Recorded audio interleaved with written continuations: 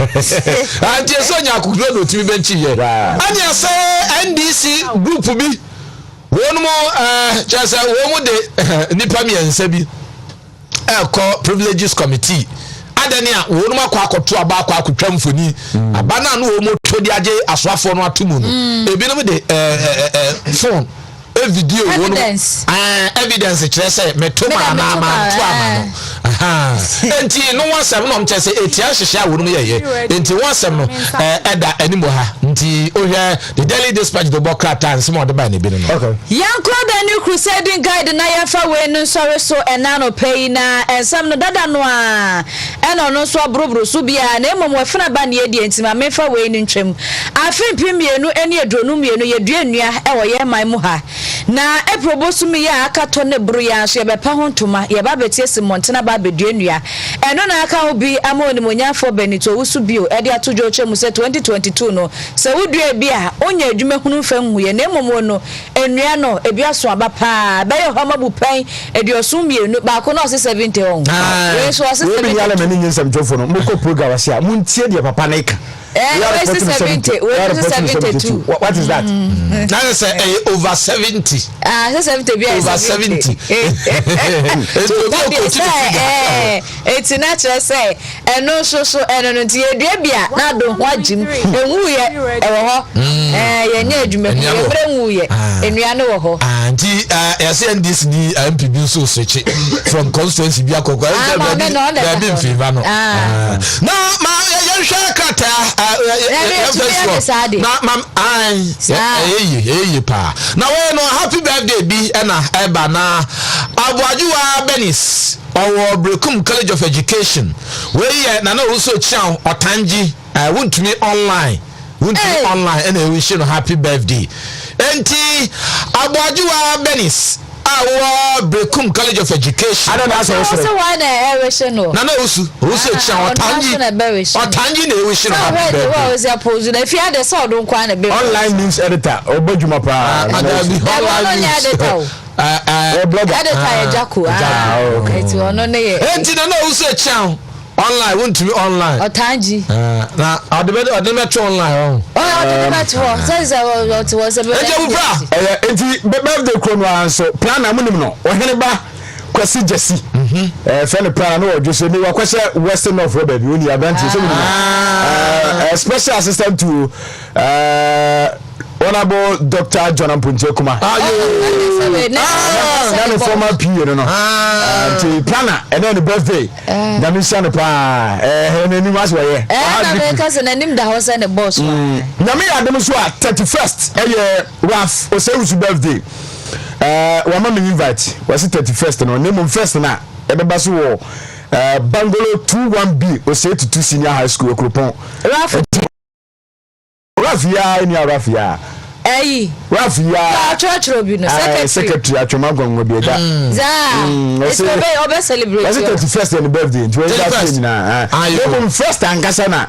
We be back as so when you to said what ya kwaba ya kwa mo nya kwa yo ade no first ni proof one proof ya baba okay o de ya kwaba mate Very much. Busafo na na fo kojumo ene aso. Na tewa ena de Europe. Yeah. I say na president birthday. President. Na Ghana president. 29. Yeah, 29. 29 March. 29 March. Abu-Prah. Enti mampeni na konko twedi ampon. Won ko so isha no nya okese. Onya okese na onta wachi na bwadjuma. Kan ye crack kaya yapo. Ye kaya ye kaya anya ye crack. Mampeni wedi kafra. Monto money just one when you mo sorry so. Yeah, but you to your mama. Na ya mama banti. Anti mamperi. Na na ko kufado. And now your birthday dear. And you will come out. Happy birthday. Happy birthday to you. Happy birthday. Happy birthday to you. Happy birthday to you. Happy birthday to you. Birthday to you. Happy birthday to you. May God bless you now. May God bless you now. May God bless you now. May God bless you now. Hip, hip, hip, hip, hip. Hooray! Masumaya de Ebiana chief of staff with you. And it is a Mumusuma Namakane. Yanko na Mampanina na Adanko Kufa, the first gentleman of the land. It's a birthday. Namisha, Umbi Quantu be a quendi amount. Na Onyo Cassia, we shall when was if we na Vadam. Nyona ba yanka kurinka enyanya no mpoporonya yen yeda sepa nyame usha pa se ene eye wo awoda mampani na adodankwa ekufuado nyame insha pa ene eye birthday 29th day of March 2023 eye birthday sabi ya na mame wo eti yebe na yedi nkoma makacha da se ye woye mame wa ha nana ama echa pempe in fact ni jumadi a wodi registry of business hono juma wasiri pa registrar kase pa in fact ko hwa na onke kan na juma wo ye le boase ama for businesses a wo mu okromia nkata asem no nkutawudi betima kama anopa ye ne bonkomo ansana ye ni anmo aka ewuram na ya twetwe enkomo ewa ha ti na yedi nkomo sisi a na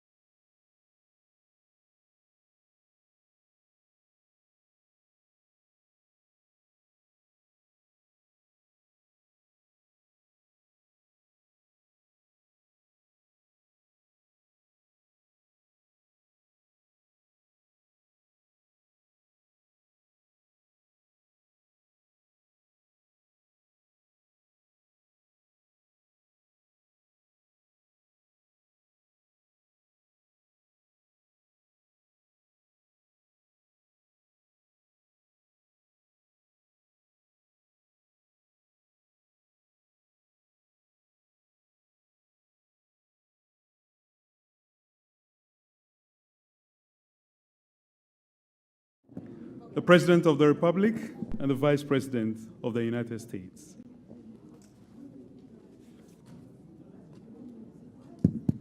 Thank you very much. The President of the Republic of Ghana, Nana Addo Dankwa Akufo-Addo, the Vice President of the United States of America, Her Excellency Kamala Harris, and members of her delegation, the Chief of Staff, Office of the President, and senior officials of the presidency, ministers of state, ladies and gentlemen of the press, distinguished guests, good afternoon to you all. This afternoon, we have the pleasure of a visit to Jubilee House by the Vice President of the United States of America, Her Excellency Kamala Harris. Vice President Kamala Harris is on a 3-nation tour of Africa, beginning from Ghana, the heartbeat of the continent. And she's here to deepen relationship between Ghana and the US and Africa in general. Both President Nana Addo Dankwa Akufo-Addo and Vice President Kamala Harris have had very fruitful bilateral talks, and they are here to brief the press. And so it's with much delight and pleasure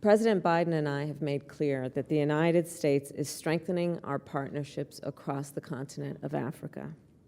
And we are guided not by what we can do for Africa, but what we can do with Africa and our African partners on this continent.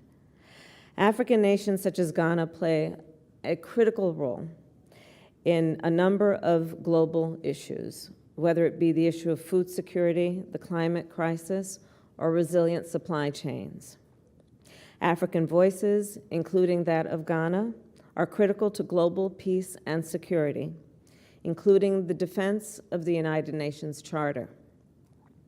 And African ingenuity and innovation, I am certain, will shape the future of the world. As I begin this week-long visit across the continent, it is wonderful to start here in Ghana. Mr. President, under your leadership, Ghana card. Okay. Ube here or tax identification number. Udin. Edia o pesa udi register business no. Adekodia o pesa udi ye. Da ye wo baby a wotie. Baby a juma no wo. O telephone number. And I can send you messages. Telephone number, email address, any baby a juma no wo.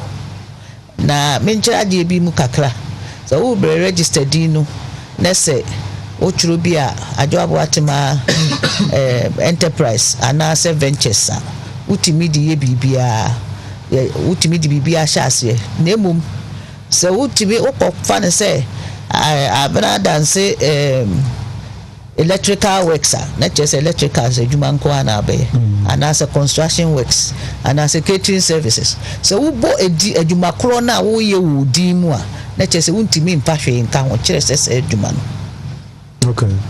Now be register afibia e wo so be renew afibia e wo so be renew wo be renew a e 60 cedis ye ma certificate foforo but your churoko ye book num say we are active. Okay. Now kasi we adwuma bia ye dormant we are active.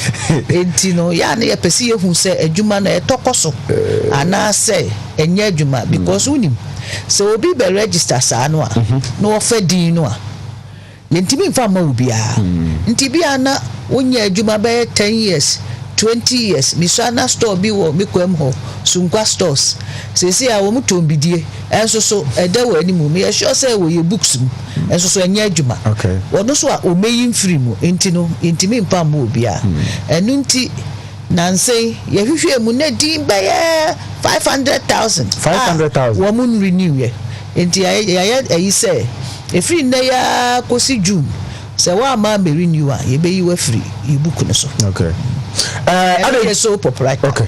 Ehona no, I don't think as we be registration. Ebia medini ebia Abu-Prah enterprise. Mo say men sample other names bi about 3 or 5. Nka ho ansa na mo matima certify identity. No correct because wo ba na wo be submit your documents na nya ho ani process. Okay. Nti bia ye be system num no na edin obi afadada. Na wo enam so ma emienu ana me nsenti no ne yetimi hwem ne yi foforo ne attest ahwe. So be on fire near the amount. A trebia information na ye can or mum for correct telephone number my I know the momus so mukutia tax and abisa. In the Kobasa and be credit and son out of my nebia amfa. Who's a popular names be for you super Namena Namatia and your system Namena enterprise. Somebody what you are on Mr. Bakukra Hono sad at you. It's in the other my and na wasi ye fro say my din foforo number so ye fra enko enti na tra bia wo be registration a eche because ya na ye verification bia ye nya enti no enu enti na edi mienu ana me ensa se nipa no register ya etekini sign say bia na saka ne certificate ya de enke ye person ka 3 days na nka onsaka ana ayire so a wo de badjo ada fiada na onsaka na sa asem yinti okay obi wo na digital address o de be maye na nye correct wo be verify no na nye address na o de maye na nye ne digital address ne de o de maye no the system no be reject enti me an contact wa na che say pending enti si cotton ne dia 3 days and I make us na nka meka ho asem later but what can dia me dey so here I started premium service to open the same day on sabeka but just oboka kakraka ho so proprietor so open premium ubetua 500 cedis for premium service no now what you have 100 cedis na we dey register na Danwa on Sabbath. Mami Musa say ade ba ko e be fe ne say omu wie na dey call you say bi abra we na mpani ampa be kona ya na me fe nice o ha ni afro so grata aba nti bua na o ko ya na e fe pa e pe say my services ne mo je automated kra we approve ya na machine send you message say where you na ready budget more that bia say nipa na be frɛ no at least betimi electronically bia nipa na betimi nya message bia na akwa fufu so I think say no so betimi adopt ya gbe na presently we person register sole proprietor we betimi akọ e-registration portal so I could register. Now there was small problem with payment. It me resolve when no to fear ubetimi register. I feel so no. She said by the end of the year near new platform so. So our platform na ye koso no there. Who Android phone and iPhone back on iPhone na ubetimi register with you because ye be app. Ubetimi register on your phone. Ubetimi register on our portal with you because I'm penny say nipa begu your office will be bree sano. Until no we obi no indicate say yemfa certificate imro by courier service and as a wa be picking it up na ye dia bro until ye koyanim so obi antimi meet mu standard no be sa na many na wi na mo find out information or the ma mo na force asutwi bi nipa no when I will be register business I didn't know the false information ba to say the okay ya say bia tax ni sa ni manema yes I wan kasa na affect you because wadwuma ne ntonkoso ene ba bia ni wa ukoye adwuma ya nye verification nti wo ba wo se wadwuma no wo I23 say wadwuma so wo kajetia na no emenka manfo ya kejeti ashi bia na ho na shop wo so registration documents wo say ewadum enti wako bank kopebosia say kejeti ashi ye nam niema wum ya behwe u profile so nya sa address ne na wo so na chese wa na wa ye mfo and for be na wo so be register so proprietorship mfa so be bi na me kan e ma identity o kopebosia ubenya ebinum kura de koje visa we embassy omo kope akwa amanonea ye pese wo se me businessman then na chese we businessman or register with business and na emma woniema ewie peye na so proprietor na very simple very easy nemum kakra wo ho ene say so we so proprietor say dem ka adwuma no esi ukonso enti no ehia wo na waboka ye di ahomfa so nyina ye odi asamba so a yetimi to fie ne ye de esi anan yemfi so proprietorship person yenko the next one yenko partnership I don't know how kwa be na mo fa so ye no no partnership ne so no nipa mienu kosi aduonum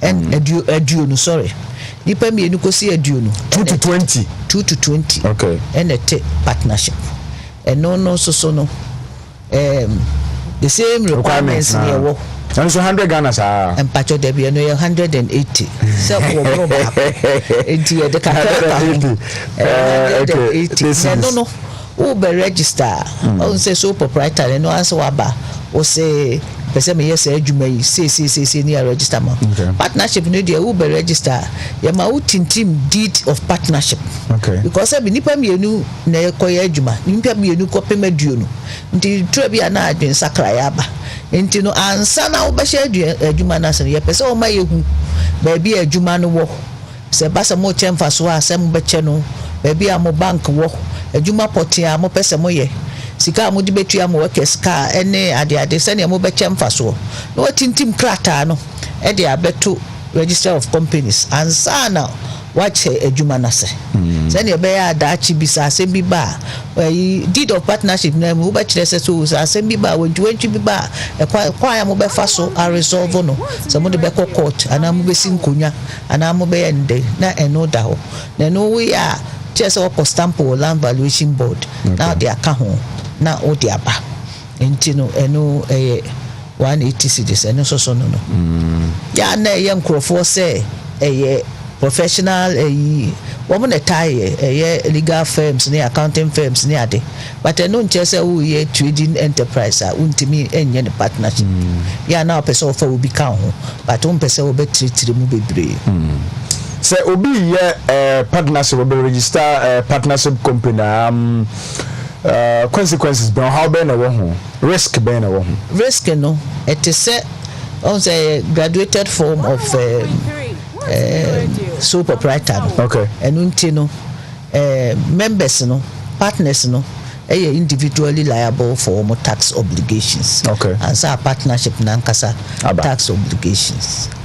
But annual sheda enye biasa so long as general emra efa ejumaye eni edwadie eni yiwudi so no sana eno sosotie. Entino the tosu ye company limited by shares. Oh, okay. Company limited by shares. Okay. There were two major types of companies. A company limited by shares and a company limited by guarantee. Okay. The requirements ne saying company limited by shares. Nipa ba akukopim private company limited by shares. Nipa ba akukopim edunum. And they're setting it up. 1 up to 50. 1 up to 50. They're setting it up. Now, private company limited by shares, no, and no, we be here a minimum of 2 directors. Now we're here secretary. Okay. Now we're here auditor. Apart from one more, a bobo mutirimu po so mo te company na ye from shareholders. It's a whole setting up private company. Shareholders woman net ekuo no na wafa directors wafa secretary na wafa auditor woman officers of the company. Shareholders no woman decide say ye pese ye koye mining ye pese ye koye electricals ye pese ye koye we sa company ya yeti ye disika 100,000 net anase ye disika 10,000 net obi so okra was ya e dan na ye be ye adwuma wo mu no ni wo fie bi ewo Ashtown yenkoye adwuma wo mti ono no ne equity no okay enti no nyesika nko a ene edite but your value na dey determine say nipa enwotwe nipa mienu ana nipa 20 ewo bia dey say neighbor na ni nyina kopem 100,000 no enti 100,000 ne stated capital a ye dey business no eno no aban bejo 1% of stated capital no a stamp duty na what you have 450 for registration but we go make kakra am say o contem say o person ye private company limited by shares say the person be registration na the seed money capital no your friend is stated capital mo be 1% out of the money for registration duty. Not for registration. For a stamp duty for registration. Okay. Registration near 450 cedis. Okay. In the fan say usika ye 10,000. Okay. Ye 100 cedis plus 450. Okay. Say 100,000. Ye de 1,000 cedis. Yeah. 1,000 cedis plus 450 for registration. The other best you need a threshold, you need a maximum threshold. Na you need minimum say. Na ya ni etu nkrofofo. And now 1% na ye GNT. Obi owa oba was stated capital ye 200. Obi oba was ye 2,000. Also work on mining. And this is machine back where say. That is a one now that. No but say kana mo je no. Mo de dey. E de kwa bem. E go straight to consolidated fund. See your bank or your premises one year and says can much say BBC mo beba na say support you na say oh there be you say be amoji to as a seed money be in case of the money seed money 100,000 there you new and there one who dey adwuma na means also would give out of 1% you give me 1% to for registration purposes. Stamp duty. One say I buy document biya so de koto a minim so akoye you will land pay o say ko valuation board ne ko stamp ne fabre o stamp duty aba jeto wo tinti madua wo ye sole proprietor dia ye stamp duty wo ye partnership ye stamp duty but who register company dia ye just stamp duty 1% of stated capital plus your registration fee no your 450. Okay. Your premium service no so say oh yeah company and no they at 1,000 plus 450 no plus 1%. And no and say synchro quite so omo register omo business because who register business na a lot of benefits. Na making na me say we be here shareholders in company we be here directors may minimum 2 na ye minimum in the running company no unlike sole proprietor no so free more it continues to exist the time bia was say wonya nipa o da no a o hwe so no aye adwuma ntitu ya na prefer say we be use odd number say na be ya voting purposes na in act 992 na ya pass first no obi atimi ya director and say no no what company nti kofa omo ba na see here to that do ya boating man director say wonya amane 5 years sana o mouse time consent form say me na me cha me be in the past 5 years me nya asembia emfa fraud and as a criminal act bi ana bibia esi me kwan mama ye adwuma wo company the directors ni nyina no e wo se wo mo sign sa consent for me etura bi a first no ye old regime aba asomasi baka ni company ho mesusu minim ho hwe se si ade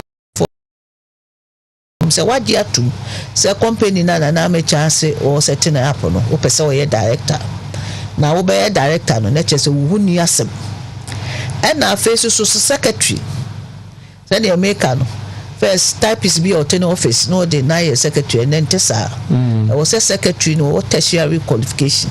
Okay. The tertiary qualification is also so related to company law. Okay. Enti no obi wa sociology or ni PhD but no ni nimdie bia fa companies ho ono wontimi nye secretary enti no lawyers accountants wontimi the company secretary. Okay. Wontimi the firm bi secretary and I will be our business administration and I will be na this year wo kosua ye no bibi wo mu fa company law ho afeso obi wo ho a wadidi company secretary bi na ase wo company num for about 3 years enti no say the obeti company no so anipa no obetimi aye company secretary no tertiary qualification na yebetimi ama ono so aye secretary and I was also auditor because from time to time every year we a company I was all filing annual returns no I was say auditor ni hwem no say bibia you okay because so file annual returns all the financial statement ka ho enti no I was offer external auditor na first no na obi fa external auditor the business na di 30 years and nipa corona nti wo ba fa nipa ko nti efusdwe seme na company we are so sa there be and we are auditor 6 years e was so system because sabi ono na ehwe so we are compliant na wono bohwim ehwibom sa e be do time na wa be part of the family of the company nti ontimi nkyere wo kwan tenene nti 6 years bia no e was so sesa auditor na so person di panwa na unene ye adwuma just o ma ne kogina ho me 6 years na 6 years ne so a na wasan aba se sia no se wo be register company a o se me kan na me so proprietor ono na adwuma ne ye ne dia ono na ye mu bibia but company dia 2 to 50 enete na so no na bia na obi etachire ono na e bankrolu company no na ni din ni ebukum so ebi ho so obeba but obi so set your business and e be ya obeba na team na nya afei no obe start nti wo ba e bisa say who actually benefits from the company. In other words, we're financier. Nya financier kwa obi wa no control over the company. Okay. So enti no abeka your requirements ho. Ebi ana ye wo awdia. Okay. Ebi ana shareholders no mo amodia. Nti na ne mo amone beneficial owners. But so obi ta chire dia ye pese ye hu. Nti ye beneficial owners register so a eno so ye gisa information na nti na company limited by shares the own. Meka company limited by guarantee. Okay. And no so ye enhihye ye ma companies are yet yem fam pemfaso. Okay. To say NGOs, to say sorry. For no mobile was an ambetima so yes me meji company for me aye de ye book no ye book mo no ye free companies limited by guarantee. Okay. Enti no sorry fan clubs, associations. Okay. All students associations and your money register under companies limited by shares guarantees. Sorry, companies limited by shares. Into companies limited by guarantee. Into omo ni shares, but omo shares into omo ni shareholders. Okay, but omo subscribers. Omo nete ekuno. Okay.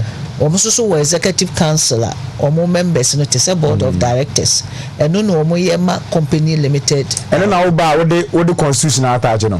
Yes. Okay. Eno nya no nko na wo de constitution attach o say first no na wo be register company na wo de regulations yema regulations and now the regulations they say our companies act not changing the constitution. Okay. It is say we register company bia say a company limited by shares so say a company limited by guarantee constitution. Okay. You know say na make partnership no make so be deed of partnership now they aka ho. Yeah. Company no so omo de any constitution eno na tintim adwuma ye beye kwa ye befa so ye beye no kwa ye beye meeting and predodo a yebehia any ade ni nyina wo constitution. Nti companies limited by guarantee no womo registration here 430 cities. Okay. Womo ni shares but womo etwa ebuo bi to say ye nyina ye de sika yi to na in case say assembly ba ye de aye nti womo entua stamp duty. Okay. Because omo mfam pe mfaso. Me share we regulations of insolvency practices. What is it? Passing new act bia a regulating insolvency practice in Ghana. Corporate Insolvency Practice Act 1015 na enumu no ye registrar of companies so ono ne regulator of insolvency practice e Ghana.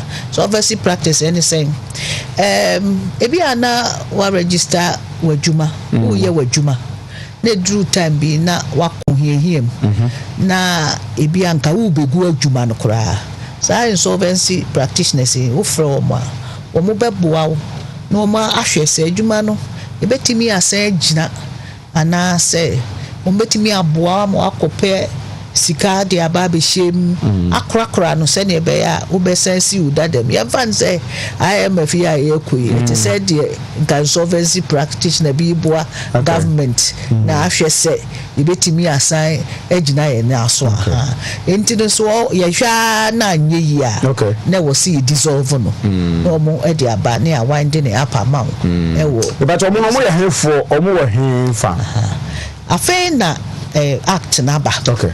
The affair na ye appointed insolvency practitioners. But they work under you. Omo ye independent practitioners, but ye ni regulated. Okay. Enti no omo Ghana Association of Restructuring and Insolvency Practitioners.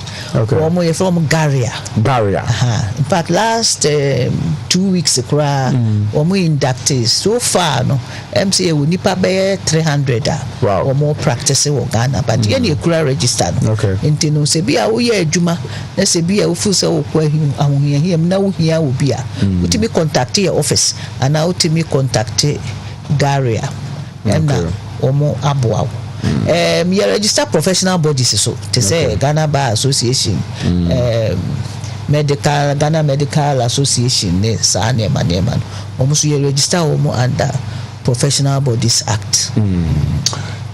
Ebisafo yene nana ama echa prempe na ebonkomo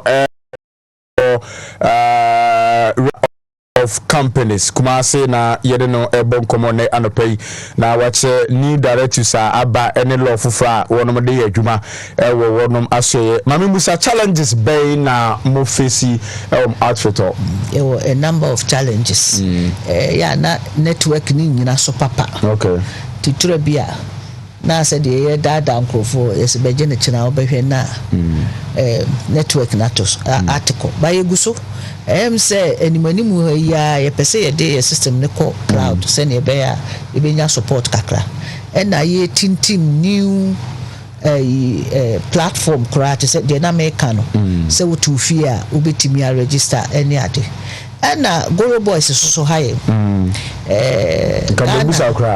Ghana ha yempo official do obi wa otimi nante eba your office wa ba beduru ho na obi gina nim ho so yo fama na memmoa wa gini sika hu se me kan so proprietary na anu ya akra na de ko 100 na nka 60 ko 40 meje 500 cedis e di register so prop onye adwuma we ho nipa no afi wo ba no hu na wo se wo de ma hwan nkofo na tiwe was you abrantie bi say I didn't know abedru office of the registrar of companies now remu now me register your bank wo ho Jessica I didn't na wutua sika wa abra wonji receipt sika bia wutua obetua wo registrar of companies bia wo so wuji receipt nye ekora na eje bank na eje yeah nti no eno no etura bia na akodi Goro Boy ne ho se ne yehu no tura bia wogigi A4 sika otwen A4 B4 disika ba za wa be A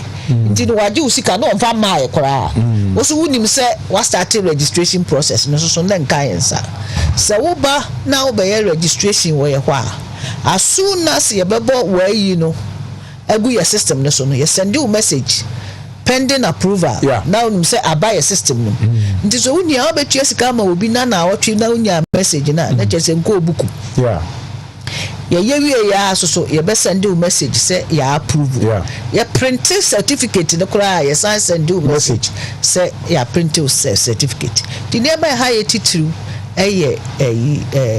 Goro Boys kambe na mo fa so na mo yiwo mo fi ho enonom ka ho ntina ye pese amanfo electronic platform no so na sesi ayati enipa agumu a wo monam kromu a wo mo ne nkrofo di nkita ho se adwuma nse ne ye no wo ba se na tie ne ade na nse minya ne ntie se nkrofo bi se wote wa na obi afro se wo de ka wa ma metua yeyi udi free platform so ye frɛ me lawyer asomasi ye frɛ enya no korɛ ye ni momo number bia obi akotua sika wo so se wo ye renewal a utimi call star 222 hash na even though ye ko ORC no ye nsesa ye di wo platform no so ntu be koso no ye RGD na wo so enti utimi renew wo so proprietor e wo sa no so star 222 hash ukona follow prompts na obetimi a renew na companies dey ye renew companies ye file annual returns afi bia e was all file annual returns na do financial statement ka ho eno no nam se financial statement ni yi ka ho ni ntino untimi mfa sa app no so nti companies ne dey chese o mo ba na o mo ebe file annual returns wo ho na emra foforo na buy no the sophistics foforo aba for companies enti sesi a no udi no ye limited na ye LTD dia ehu hia se wo besesa se ye LIMITED dia na wo se wo besesa no ye no limited company ana se LTD enti no me farm ayi so abodawuru se wo mo a wo mo suffix ye company limited no e wo so wo ba no wo besesa no no wo ye no limited company ana se LTD and limited by guarantee companies no so person name fafi so ma says no now buy at your foundation and now say BBB SAS but say see ade also they limited by guarantee and now say LBG ebe so meaning they say no so far we show mon krate ma nipa be say na Ashanti ha do o ma register o mo businesses in total doso mintimi emfa figure no emma o sese because one say emre bi no ne yeni ha ne yeni kumase yi so ye pass in 1963 but overall in the whole country there over 1 million and register for sole proprietorships sole proprietorships over 1 million okay. Companies so can kosa and the crew among for register business pa generally Kumasi omo tire compliant then they say omo register business na ye meridi wo si wo bio okay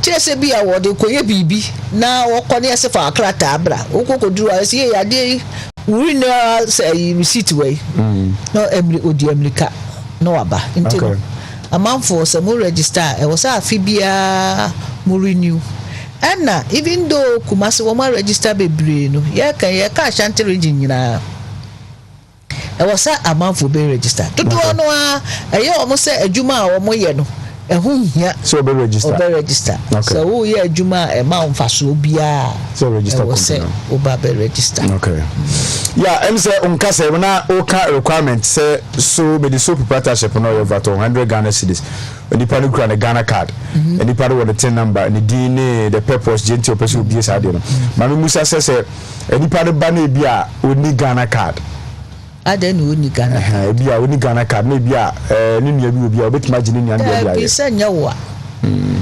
enyawa ohu say make companies na make as first no obi wo ho a oba na wafa akire ho na wakire obi din okay e dey account ho say director na fe asamba ye penipa na ye hu no or non existent nti Ghana card ni show say wo asomasi na mecha unie na opecha wo so wo signature so wo so nti ye dey compare application na wo dey ba no a ebi no wo ho a oba wo say me hu me Ghana card but ye twa copy near the atoso Ghana card ne dey critical see a requirement na ukubue bank account kura ubeji a certificate na ukubue bank account na ni Ghana card kura untimi mwe enti twa ne twa se unya Ghana card first no na ye jetin nko am tin number and yet tin number 10 yeah 10 tax identification number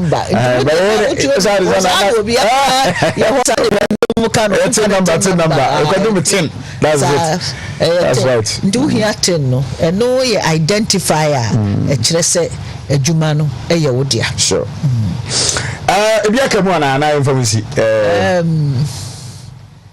na minim na no obi bisa me wo ba bi se na wo ma sore no wo register trustee na wo so mbe register na in the 70s no first na and sorry no more register under the Trustees Act okay but CCR no yasesa law around the 70s no I don't recollect the exact year but CCR and sorry ni adi nyina omo nyina register or office of the registrar of companies and na me can say oba wo say o kire adwuma wo ye first no obi wo ho a enema wo ye no bukuma free A4 sheet a type of the 10 se amrana gum kakra so o kire area wo ye adwuma se bia me wo health sector me wo mining sector anase mo ye ehun hia se wo be kire adwuma potia wo ye because one say make no make say company na wo legal personality nti say nipa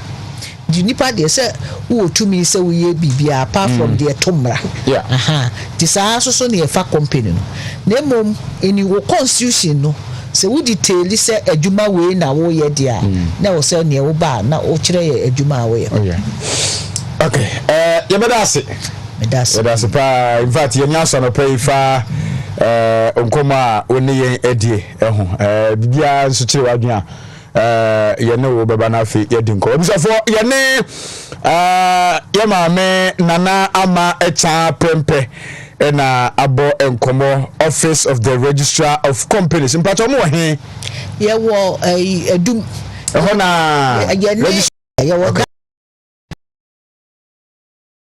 ye nyantu in fact registrar general ne betu ajaye but ye da ho ye hwe ne ketrin West House na hwe anim na ye wo museum na chi na ye ne St George's Church so na bohye you can't miss it dan yellow kakraka BC old court na chi na wo sama mfo nya ya mbe fra bisa won pa di wo number bia e bia ne ntime me line ma wo number bia fati jamae ntini wo mon frɛ 055 353 7001 again 055 353 7001 okay you better say pa nyamisha unza one for us here yes ya ne nkomo besiana ya na say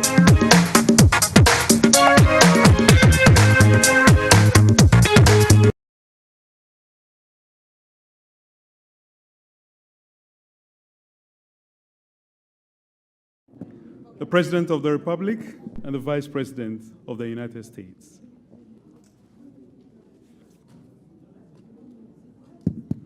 Thank you very much. The President of the Republic of Ghana, Nana Addo Akufo-Addo, the Vice President of the United States of America, Her Excellency Kamala Harris, and members of her delegation, the Chief of Staff, Office of the President, and senior officials of the presidency, ministers of state, ladies and gentlemen of the press, distinguished guests, good afternoon to you all. This afternoon, we have the pleasure of a visit to Jubilee House by the Vice President of the United States of America, Her Excellency Kamala Harris. Vice President Kamala Harris is on a 3-nation tour of Africa, beginning from Ghana, the heartbeat of the continent. And she's here to deepen relationship between Ghana and the US and Africa in general. Both President Nana Addo Akufo-Addo and Vice President Kamala Harris have had very fruitful bilateral talks, and they are here to brief the press. And so it's with my delight and pleasure that I invite the President of the Republic, Nana Addo Akufo-Addo, to begin with the press briefing. Mr. President. Thank you. And good afternoon, ladies and gentlemen of the media. I've just concluded a brief but very successful meeting with the Vice President of the United States of America, the Honorable Kamala Harris, and with members of our respective delegation, and I'm here to tell you of its outcome. I want to welcome once again Vice President Harris and members of her delegation to Ghana. As we say in Ghana, Akwaba. You're amongst the people who pride themselves on their sense of hospitality, and I hope that by the end of your visit, you'll agree with this claim.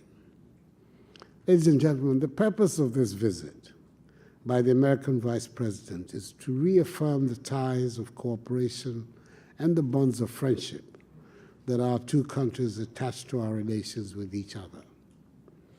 Vice President Harris and I had the opportunity of meeting in the White House in 2021 and subsequently, where we both pledged our commitment to exploring further areas of interest for the mutual benefit of our two countries.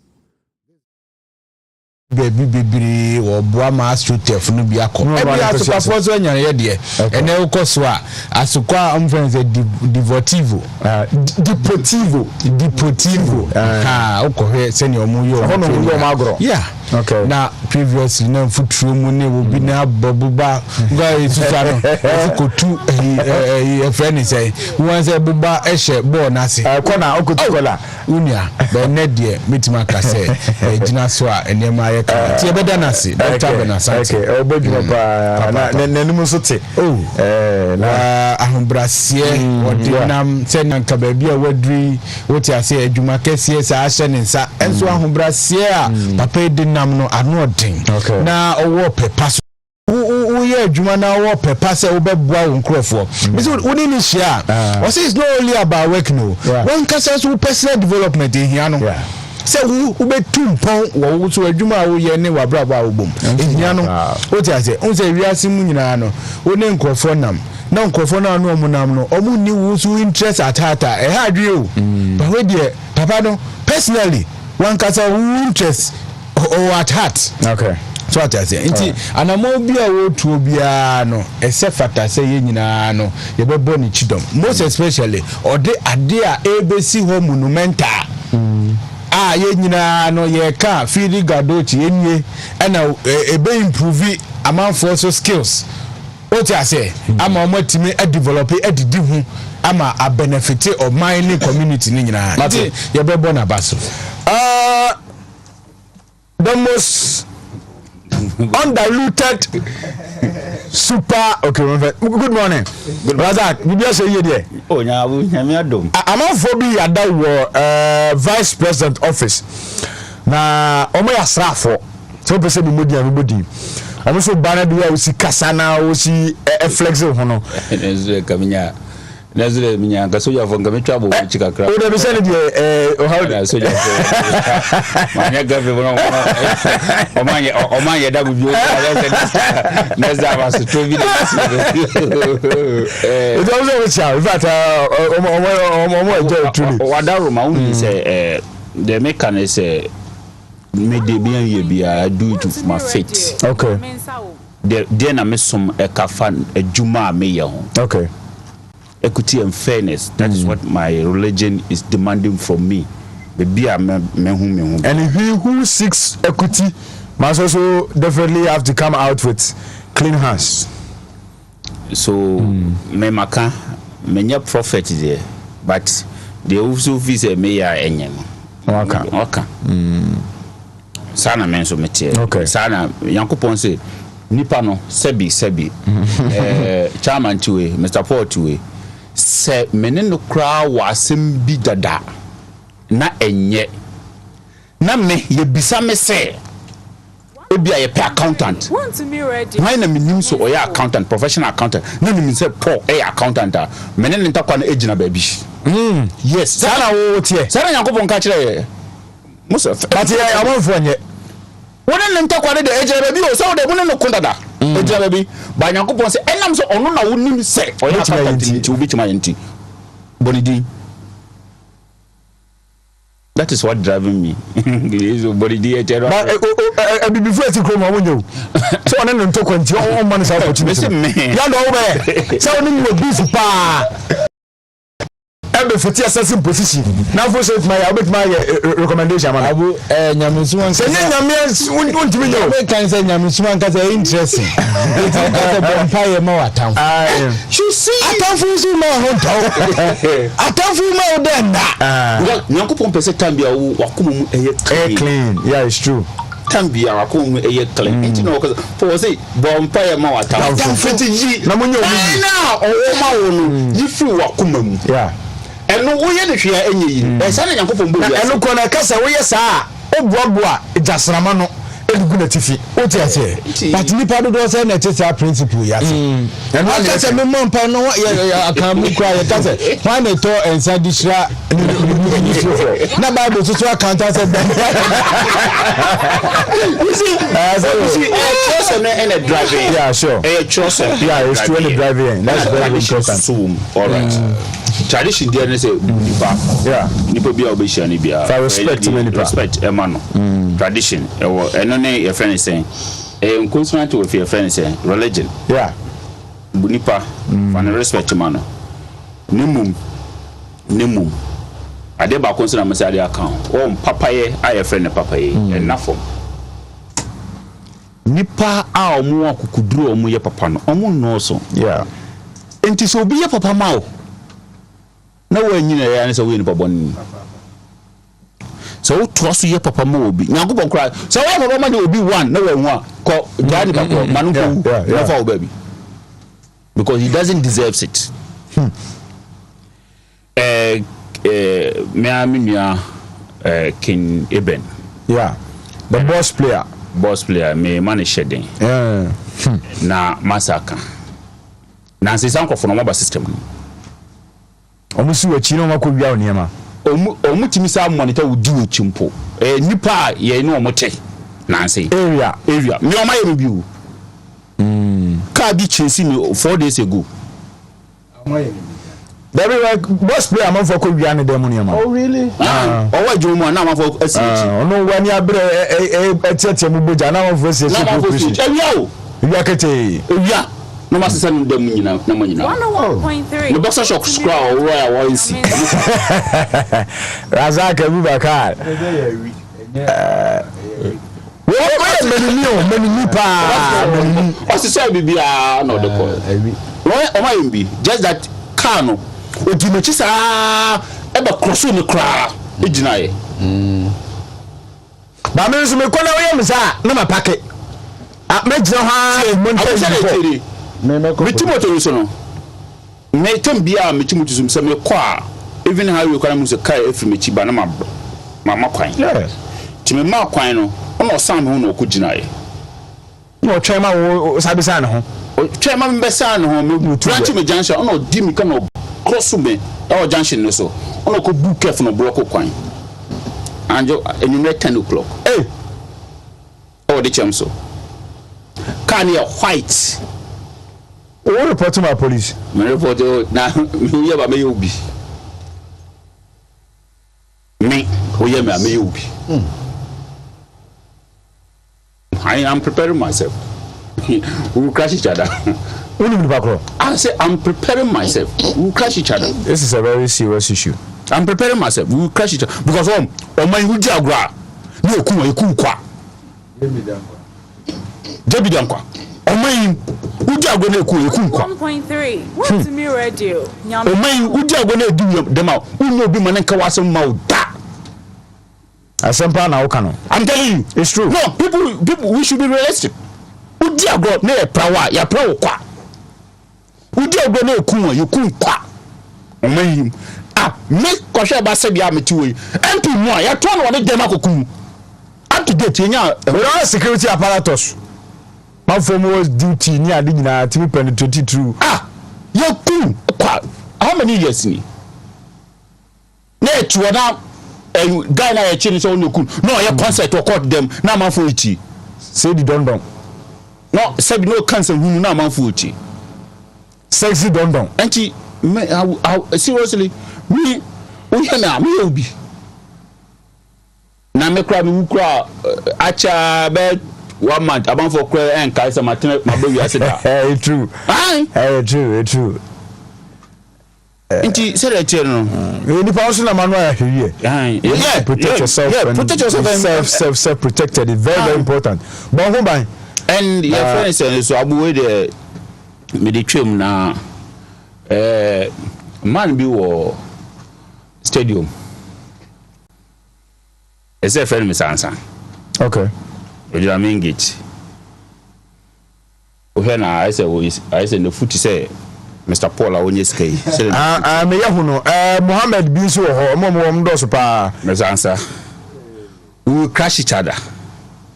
So say oye Juma National Sports Authority and mo bin so no buy. So oye fair man, he should be fair.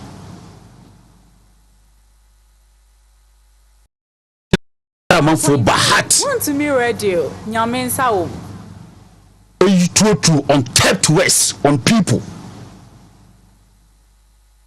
Ada sembe na si. Ye bobo no wie no ano.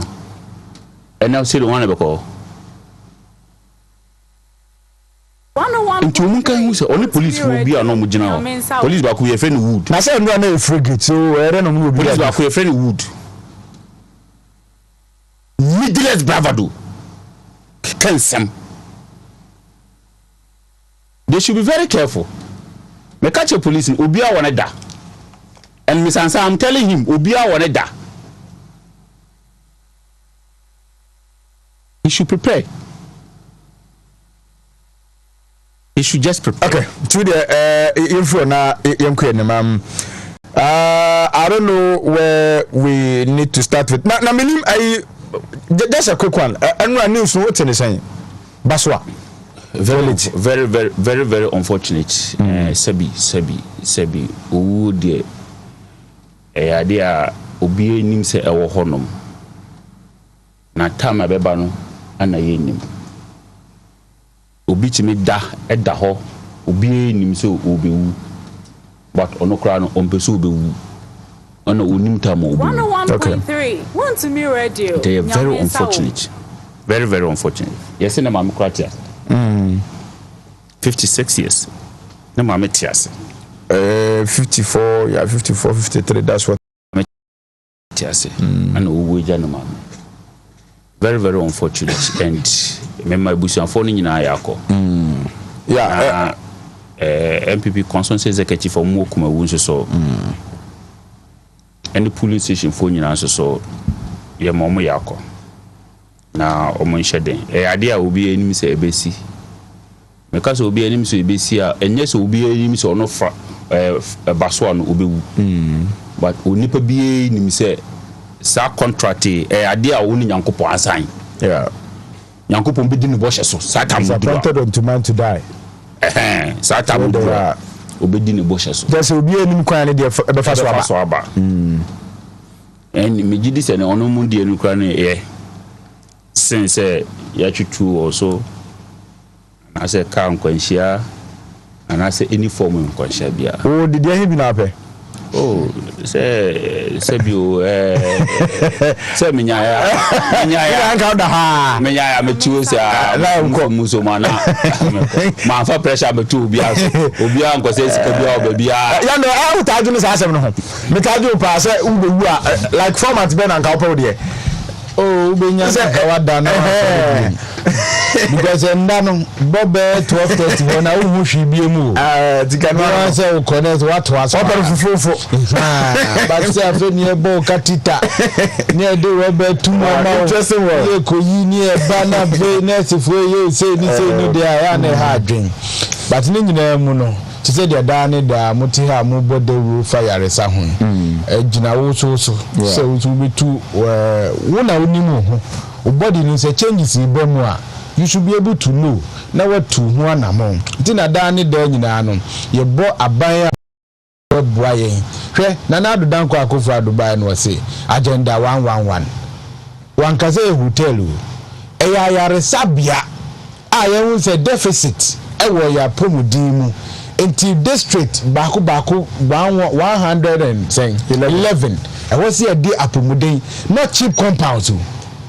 what I say not cheap compound yemfa a district hospital status like yemfa nko sa bia no sene be ya amanfo eyare ana omo ho dodo mu a omotimako so se wote community mu na otu wani na hu se oh nearby hospital here wa hey the equipment ana omo niema omo de ye adwuma e de bo nipa ho brama nipa san ba ne nkwamu no e wo ho a ukwa wasumodo he madam fu bi wo US wasi nyese me pese mitina wo imu demom no society no is built in a way say onwen say yare bi bebo ma wo mpofiri mu because ambulance within 5 minutes ya sheshe say o mefa wo udu hospital readiness emergency preparedness o ma ready o mo jewo etiji say bia nyame say ene wo kofie senye sapa dia human enyema ebeboama etimi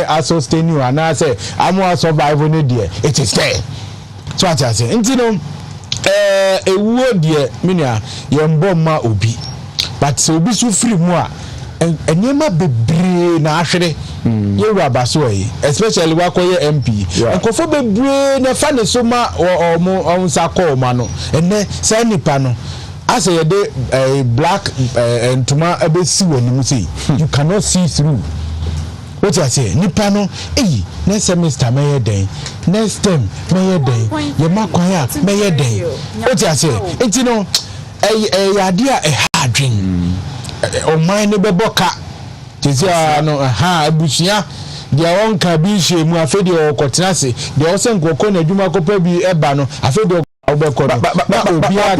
Young council said, Ubia Sebu, Ubia function on say, or why as a routine checkup.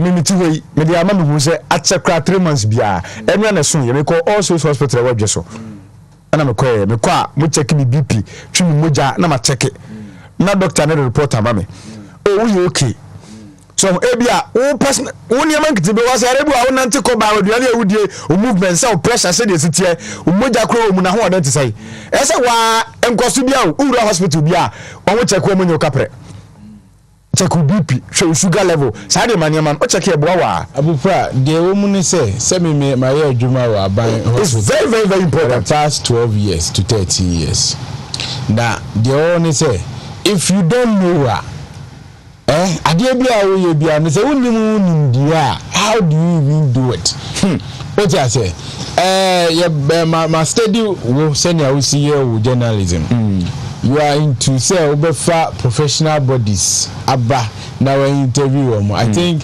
when we take you over from a furnace or Hinibay me hu say the nadmo abba ene me hu my previous one but ene me hu say wakofa registrar general registrar of business or companies yes abba so what I say sankrofo they need not to be sitting there.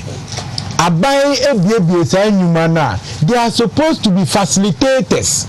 Ombeba abecheche omunuma nim ekoya ye fa so ayeye no sei ne eti ho anopa bi edware kwotena da mu se ye aboa ayenkrofo eti ase hospital ye wonim se wo 3 furnace cancer sectors.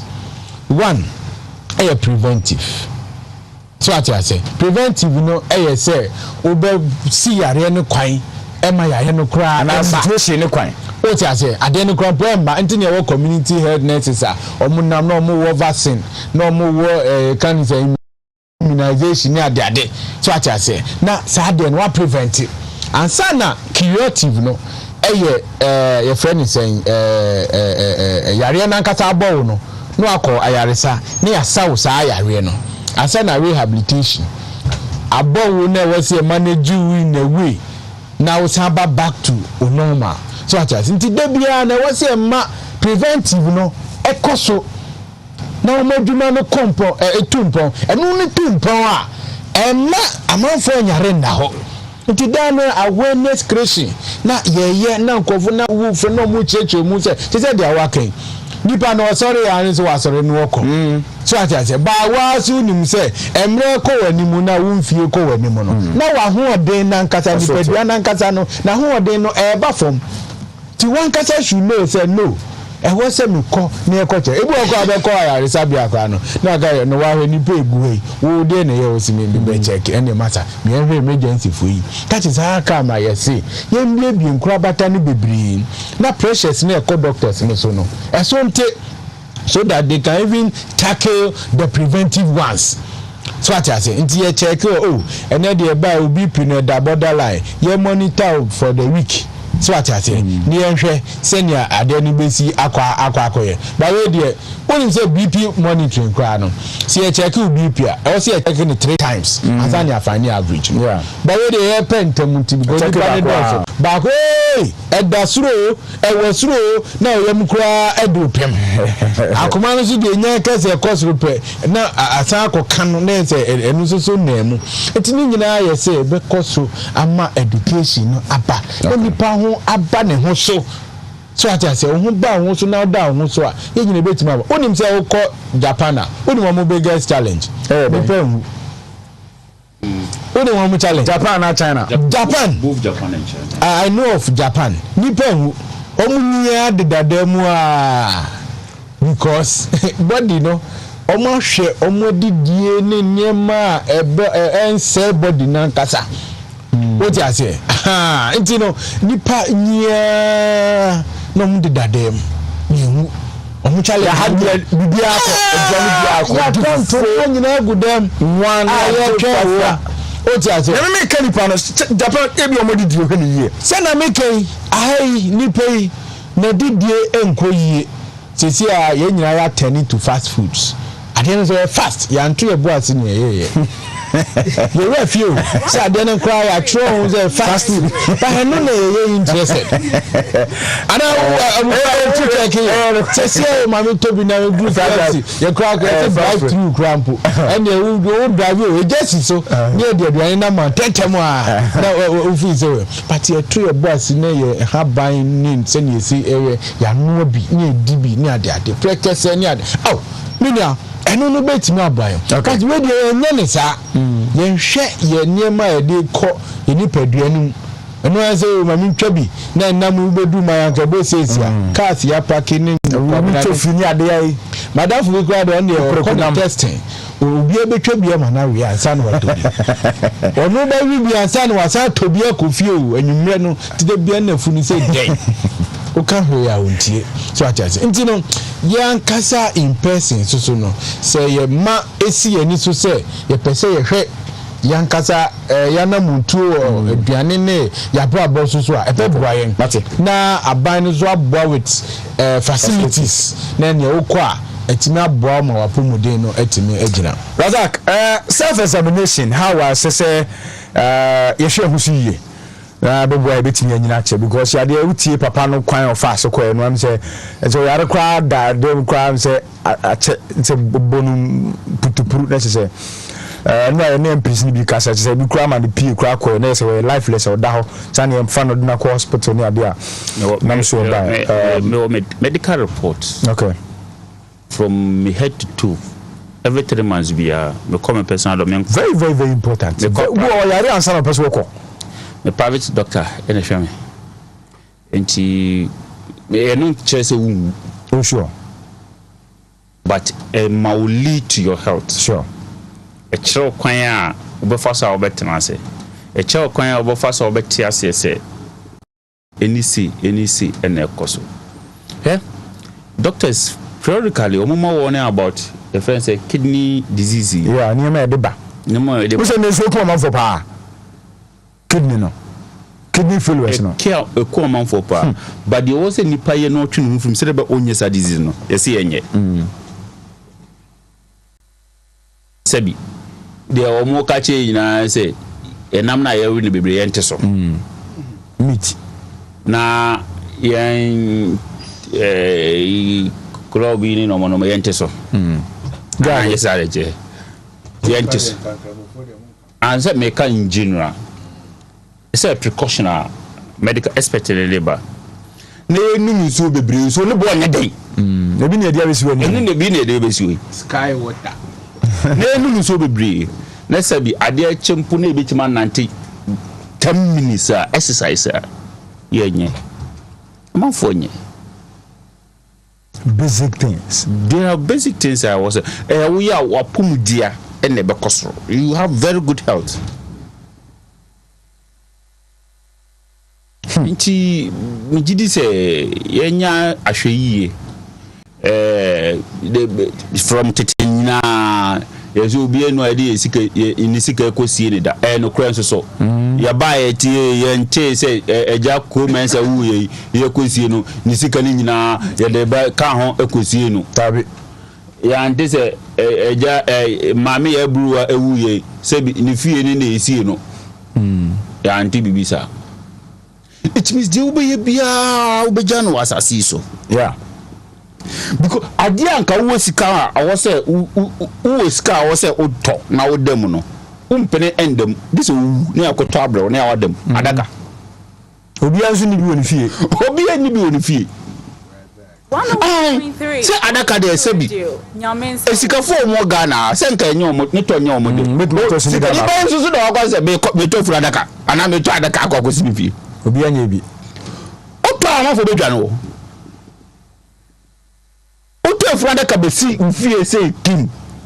Say wato, obe say udeba. The next moment obu wo echire o maka say wodi mpakwa ya sika duro. Ebi say wato is wekeke. Wo.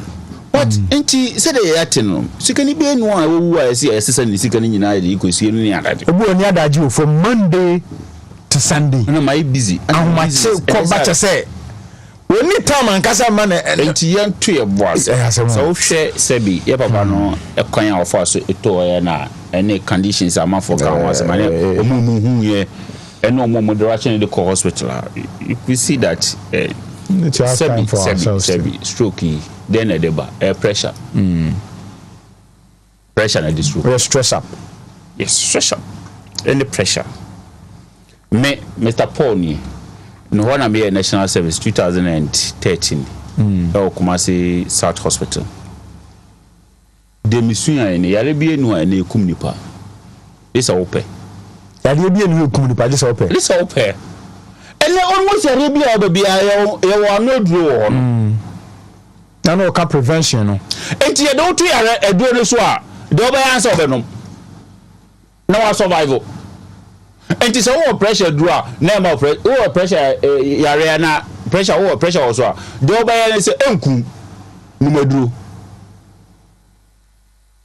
Yare bi abechi obi a no ehu eduro onuma. Eduro ni duro enu num ya amanfo den. Eduro obanum anya ho se pressure duro se ama num e amanfo den. Ede obanum ba ko pe num ya ne den.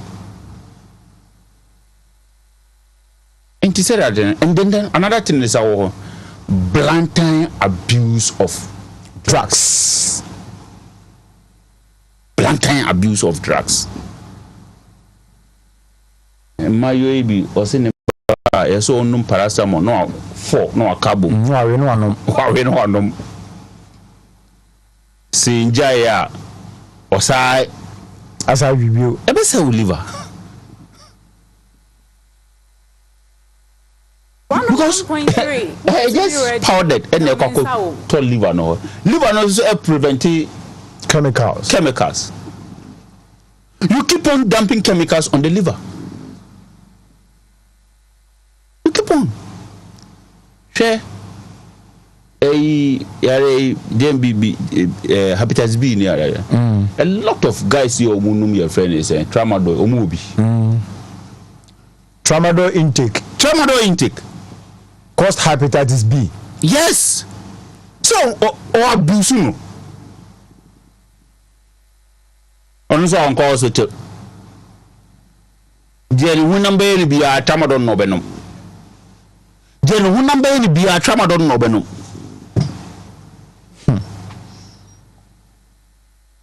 Some of the people don't want us to say it. Some of the drugs are dangerous as in your friends say cocaine. Any horror. But say by betia say na atwe hu efiri mu no. Obi o kwa adwuma abu. Na say o ko pesika na Saturday and Sunday o de akobokore. Na nyina no.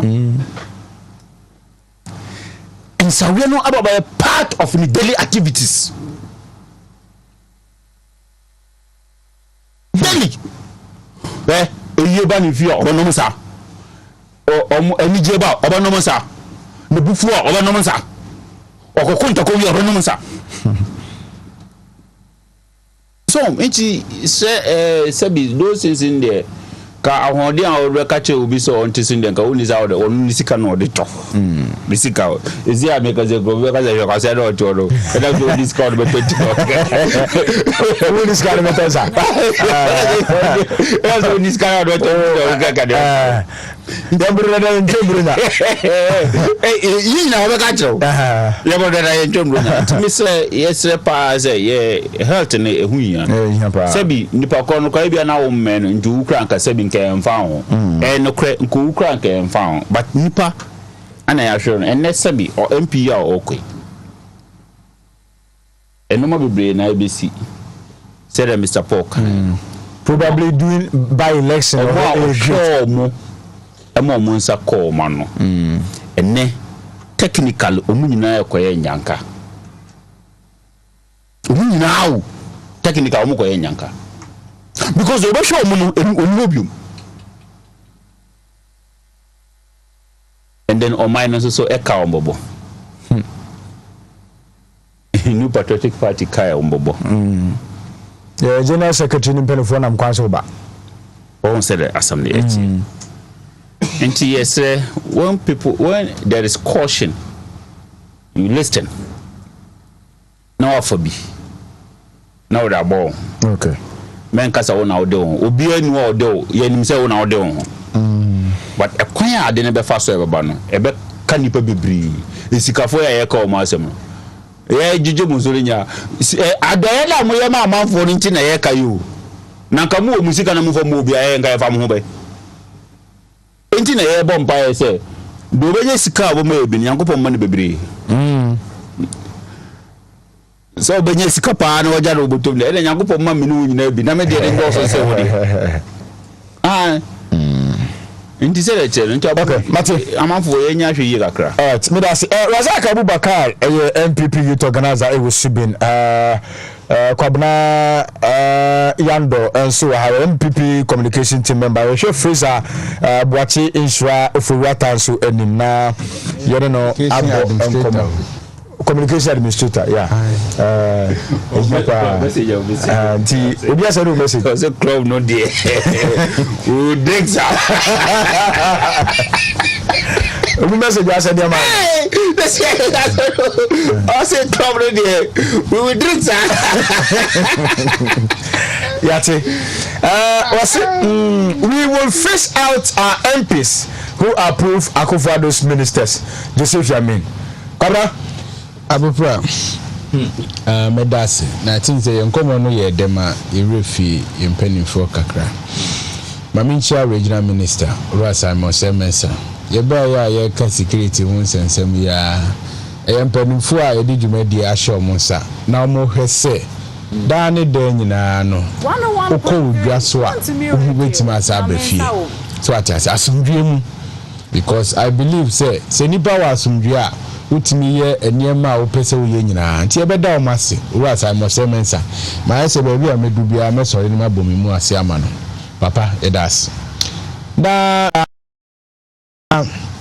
Ura Bernard Entwibu osi akosuso on se Saturday twam na osi ene mame na arehu yi papa chairman wa kire se no odo ne mame papa kwese ni achana chairman pa ni so free ni ase ba na waboto no ote ho a mhwa me se bibi etimi bema na eya na wudie unia ya ebe ye mame kakra no enim se nia esi etie ti chairman ebe ma yakọ na ya fa konye suso won se party no communication ni nyina aka ho bi eto ana to bia nti ye fa sa konye suso na ya da obi bia se mobija ye chairman abra ne mame eka enchinku ye da mu nyina mase ya mu hwi ye bia no yame enkoso na onhyemo anemu na minchia MC name MP honorable Patricia Peje na Dr. Benasante so a owo Ghana gas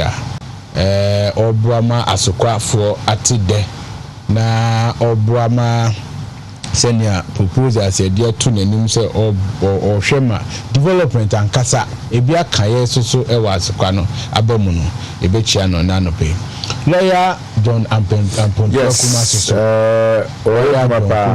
fact media maker say communication ehunya papa se wo kwotena se aka bibi ho asem na woni ho aka de na woni ho much information you say half information is very dangerous but finance ministry why dey ko share no Abu-Prah me say my information flow no ye easy maye eti wo kan wo mre ebe na baso aside that tutu no ye yi na as MP 2 years ni o 3 years ma o ti ase e so hwe adwuma a wo bo adwo so ho a ano hye ehia se ye bebo na baso amansan boafo lawyer Dwonkuma ye chia we na no ojo so pa me god ono kwan no kwan so to office help the godfather honorable master Kofi Master me chia na no pe Abu-Prah yes ya me isi obviously MP so mo koto aba approve na dan ko for nomination na mbe yi o mo nyina pu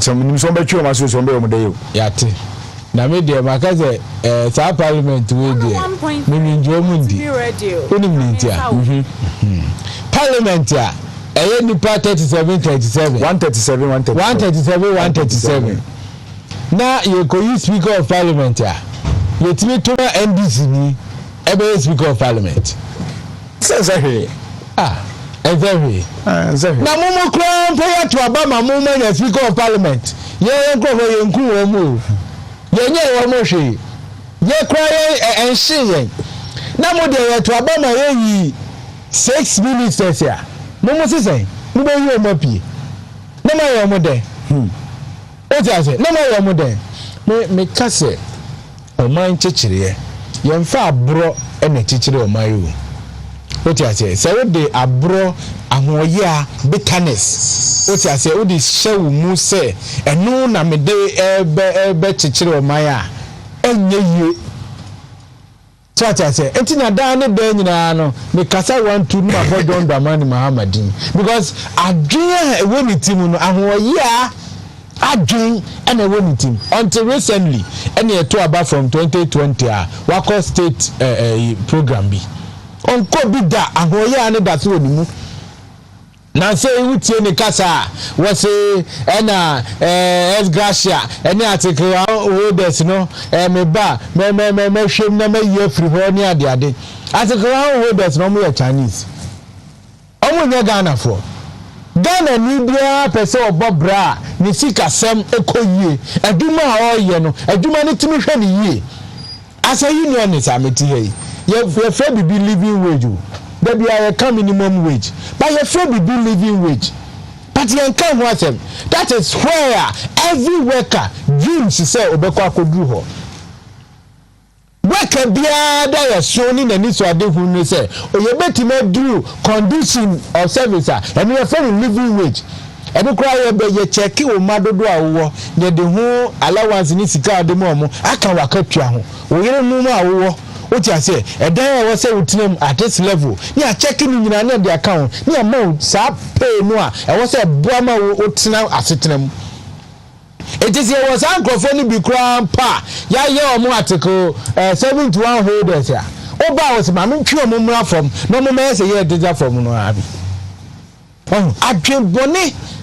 adwebone ne bitterness no ye friend di ade ni obi a obepe bibia odi adwebone ne eyawdie no ode nam no ade na enye yie ma no o ti ase enti sesi I mean say obefe show mo out na ayedan o man ni e chichire so can we sit down and watch say any element here this for us no that's what we cannot me say Ghana yet your problem you know here this me cannot what you say it be trouble say a ministry like trade ministry it me for bi alcohol and me for bi alcohol a ministry like a Greek the backbone of this economy nipa no honor resign no it me for bi alcohol. What are you talking about? It is your trust near the penny be alcohol. Nipa no so cry omunye or you. They are all parliamentarians. Nebwa. Ejuma no kromo ye dada. Mono munya ajepe. Mono mun kwa na tiwo. Jacket yape. What you say? E no cry serve as adwen imamu afutu mamu say. Mu kwa mu nipa na mu no mu to adwen papa no mu tim. Always say NDC for nyankofo a adwen papa wo mu tim. It is a bomb with the some friend say baby no and our ministry now the problem I want to prove anything or call in its capacity and or call akojina mining adi abra ama Greek na tumpon ye trade ministry ho etimi atumpon eti nkofo na represent to omo constituencies no are they not partaking in the ministry activities I don't say taking policy be agri sector and come back to more constituency and come one way or the other obi activities ana. So why do you have to say you be fish you more out na akọ say me dem aka o Ghana for you be ko to asre mo say munya botre ema MPP aban munya reshemu ema MPP aban eba ya omukoto aba eba efe ni say obi nya babinya speaker of parliament ye you enko for na babonte yempa yakofa bo suma besi yeso dia na do don ko akofado ye bia ni Jesus de ko kire ndc ni ansa na yaye no ye kra yaye ni den na mo de ministry ni sectors na mo de musu na ye yakofa bo suma si yeso no o jaje na do don ko akofo me de makase he is the most transparent government and then the birthday my president birthday last match energy sem Abu-Prah wow papa ya mautin kwa na me nko so awon show what I say he is running the most transparent governance what I say bibia wo yo bia no ko mrahye bedwamu a this the command NDC ni ma no hwemu asa even a committee level crampa enu apai iti papa yi over there no anya asemboni afa no. I'm not surprised to say they are all you precise and accurate. Okay. What I say? Because of their dream fine and a Ghana hold door and Kasa ehunu. It is Ghana for. Say a two of my moon, your problem are one NDC for Mokaye ho. Yemwa not 2024. Yem paki o finally.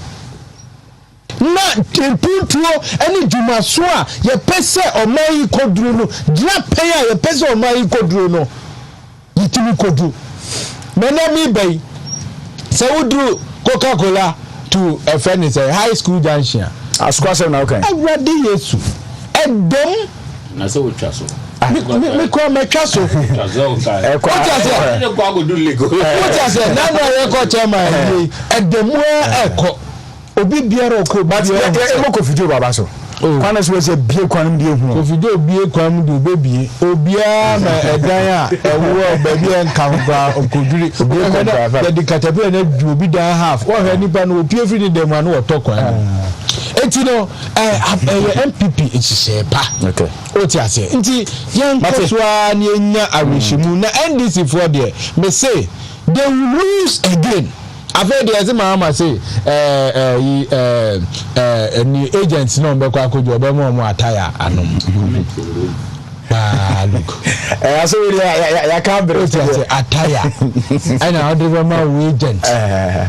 It's not about you. It's about brains. So me my cousin now no. It's not about hard work. It's about smartness. Okay. You have to be smart. Train the mind to be smart. Not macho and the macho never. Obi you are kete obi bitu. Because na train no we train ya train no. No matter na bet now. The president has nominated Mr. Derek Kweku Nkansa Pani for appointment as managing director of PBC Limited.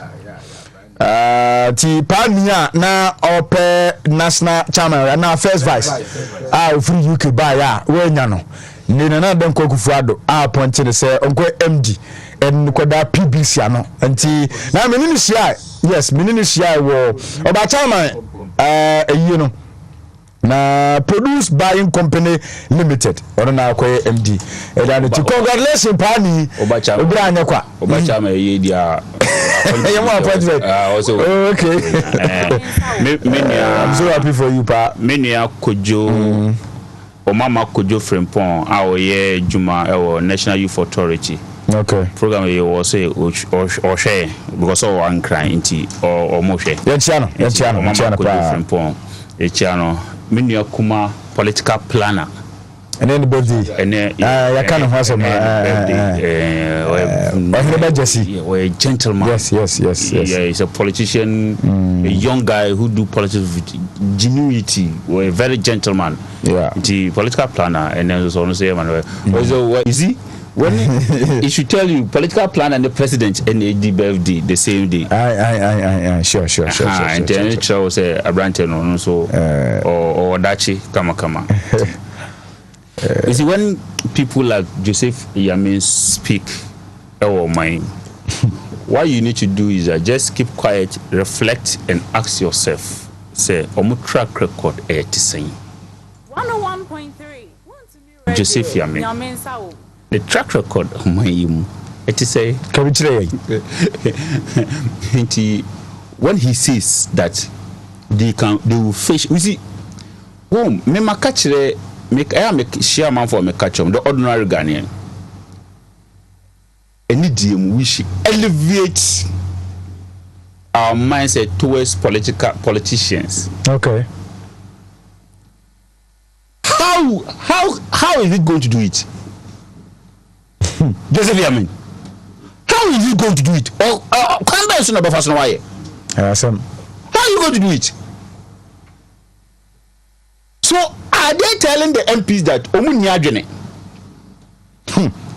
is that what they are saying? And this one, I don't want to catch MPs and say they don't listen.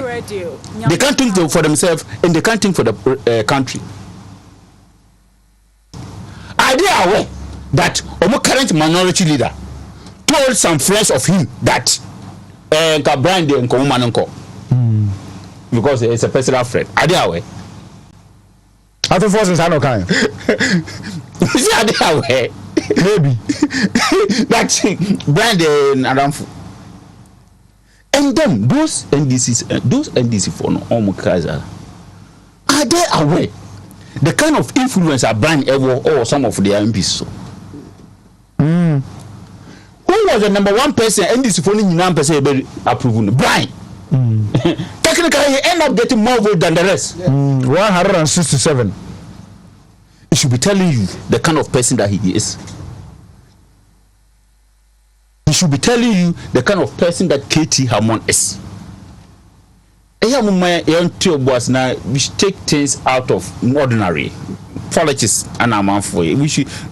He's speaking this because of a national organizer. He wants people to hear him. National organizer. No, we're a national organizer. Asam we see parliament. A national organizer. He is speaking because Secretary Akasa, almost General Secretary Akasa, so you also have to speak. I tell them that, can you do that? Giving an opportunity when Joseph Yamin meet MP, any MPs, can you be doing this? What he's doing on radio? Please, MPs in for Buka Kramo. Yeah, of course. When decision comes and it is not in our favor. It's like Tama, your dear friend is saying, your papa, Aaron Makuku, Echo as speaker. We know he will lose. And upon it, the party knew he would lose. And Bagman was so influential on the parliamentary because of the number of years away on parliament, because of the bridges that he has built for himself at the parliament. So Baba was always going to win. And I'm telling you, say Bagman and NDC for any other person about it. Not Bagman. In politics, people build friendship outside their own political party. Sure. In politics, people build friendship, relationship outside their own political party because of a WC intera. Say you see the amount for each. Yes,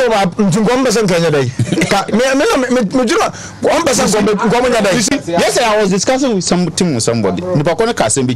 I said, wow, these MPs, you see, branch of Eastern region. Say this is where MPs were Eastern region. Branch brand development or no personal brand development. A month for a brand Abu-Prah Eastern region. I agree. And so the minister officer so you think NDC MP or Eastern region because of an inti over to about Tia Brian? What about Tia Brian? Nipa for na ye fa omo no KTM Morofi Ashanti region. You think those NDC MPs, 4 NDC MPs in Ashanti region, the number of years are omone KTM Montana parliament? They will next year count 24 years. They will vote against him. They will vote against him. Stephen Amoa in Stephen Amoa. Or call parliament and say one he didn't one build a cabal around him.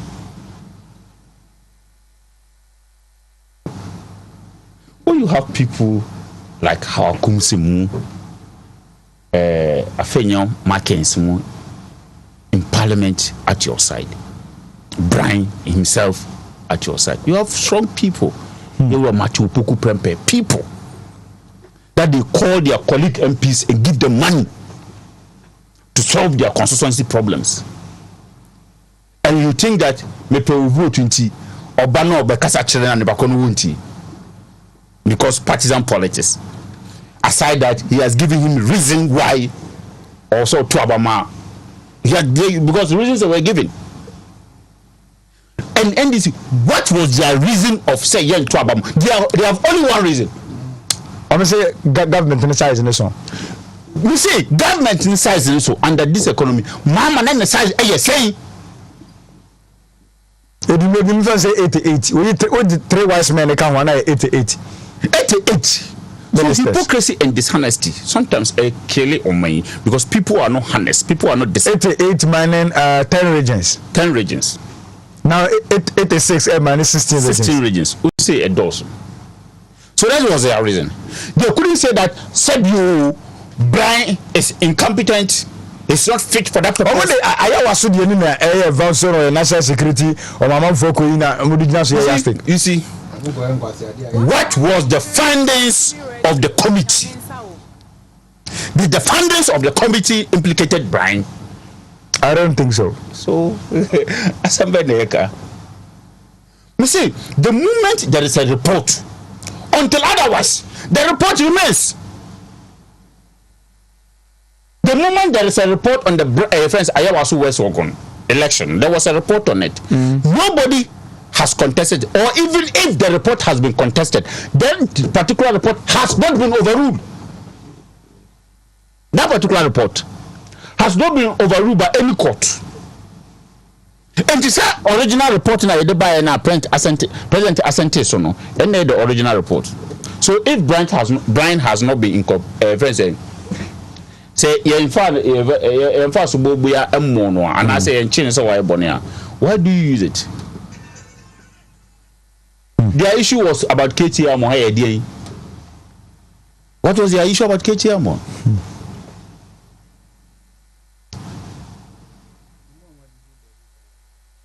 So sometimes and they should know. Okay. They do it beyond ordinary. A whole MP who represent about 25 to 30,000 people within his constituencies. Okotoaba Oshemra Ogana no the phone ewura no a video do try. Yeah, mama say nipa bi asama o mo bi di call they are even lie omoboa. Those MPs who are the video be by say somebody like my own senior brother Muntala Mohammed or the video by say I voted no or there oboa video bi antisa then I say or no. Then a chest or no. Then a chest and a copy, a photocopy of ballot paper no, and no cotton on the office. Oh no, yes, I don't know. So I'm telling him, I'm telling that he might one way or the other vote for first Aminanta because they are all from Northern region.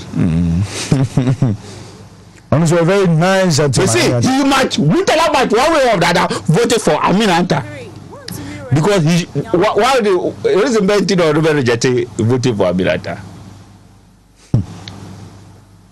Me there, I mean, Penny say, as some see, you know, some people, no more quickly, no more you move about. Yere na mpene so ya anye se wanye careful boko komkura no na bia wanye sa enokre de oka na enokre wanye sa nemom he was a conduit. Yes I know so we playing too much minds on the people in Mate yen fa asam ne said etie na yen kan said etie okay blind yen fa mfum so yen chin with any mfum so bia you rustica mo Stephen Amwa the only time minimum so or mfum so I want no kakra yen nyina enim ni say o timi kabrof bi kabrofa modu ani mfum so probably kabrofa kase doctor no doctor kabrofa kase so people should yen Mr. Biamu de omo afọked no muso mo kabi that's pa Isaac Abu-Prah na okosu bi na fata adwuma wo ye na hode adwuma ye kase pa yando ayi asoja for na post from tokwaro wo na video ndi ahe me hwe kakra na media any advice for the security agencies me kase sa nema no yeti ye I check kakra. I think that for the past 2-3 years there, na ka back from kakra until say we asama ni muso no. Na me mentiasie. No mo ye rehearsals ana sesen. So so they need the only ne kokun sesen.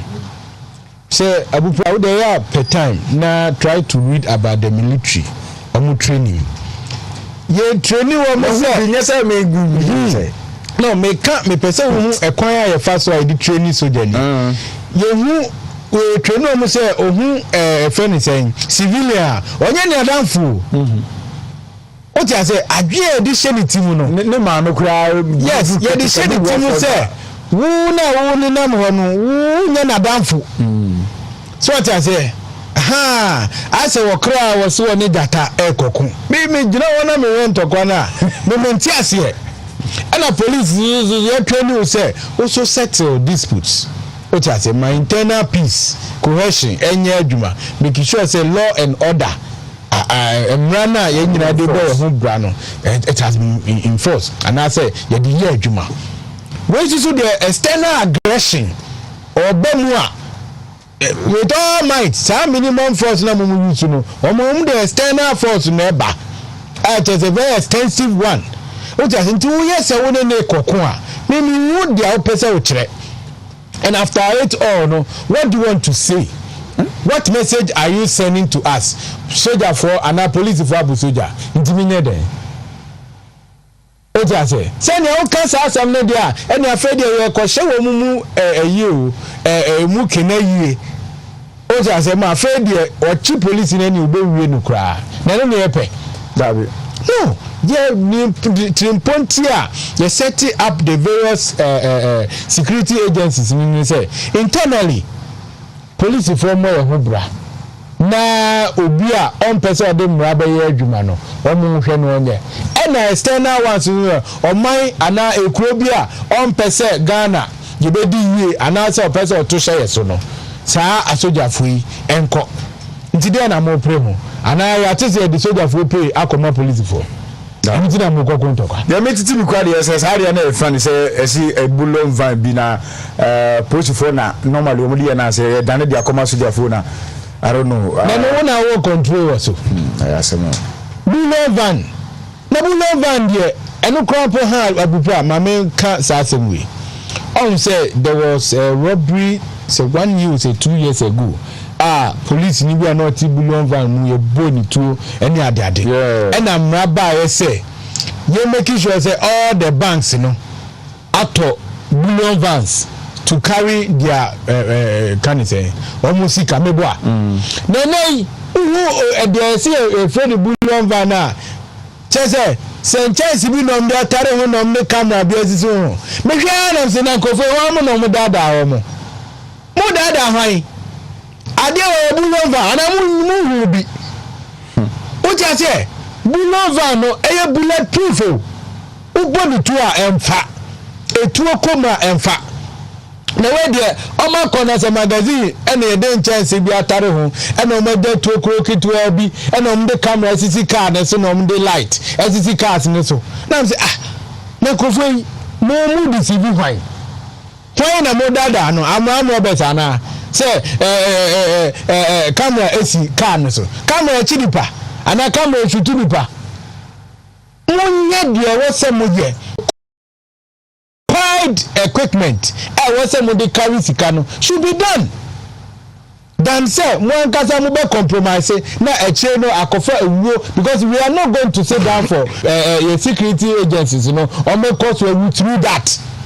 That is how come I dey mraba say all money transported should be carried in a bullion van and make sure you provide them. What you say emphasis there be a tese banks ni making can't it buy settings to protect the sika they got to any nipa kwa na say mo amu we bibia compromise the security of ya sika dia baba beto Abu-Prah maybe I will say mo yes na ya che mo dem ye wo mo. Yeah, definitely no. I will not sit here and say the papa. I condemn it 100 times. And 100%. Say, and your dear was here so. Maybe a tokwako a dear meninje because Emma and she and most especially it is being done by men you person say they are disciplined in their activities. What I say sometimes you crano you advocate say enka national service crano your man from family training mu kakra. So what I say it makes them disciplined. So what I say now afraid of discipline they are putting up subaya a day lawlessness eba. What I say it says raswa the papa and send a good signal to our people and idea say it's so until Abu-Prah I will say it 100% say I condemn it.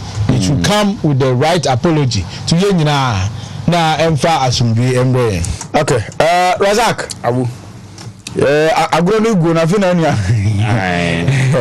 ukwawa tubende kafra Razak maminti na it was say an eyewitness told a radio station later that the incident occurred when the police dispatched rider stopped a bullion van and a military escorts on a busy street at the Accra business district. When a trigger issued now, very unfortunate. Very, very unfortunate.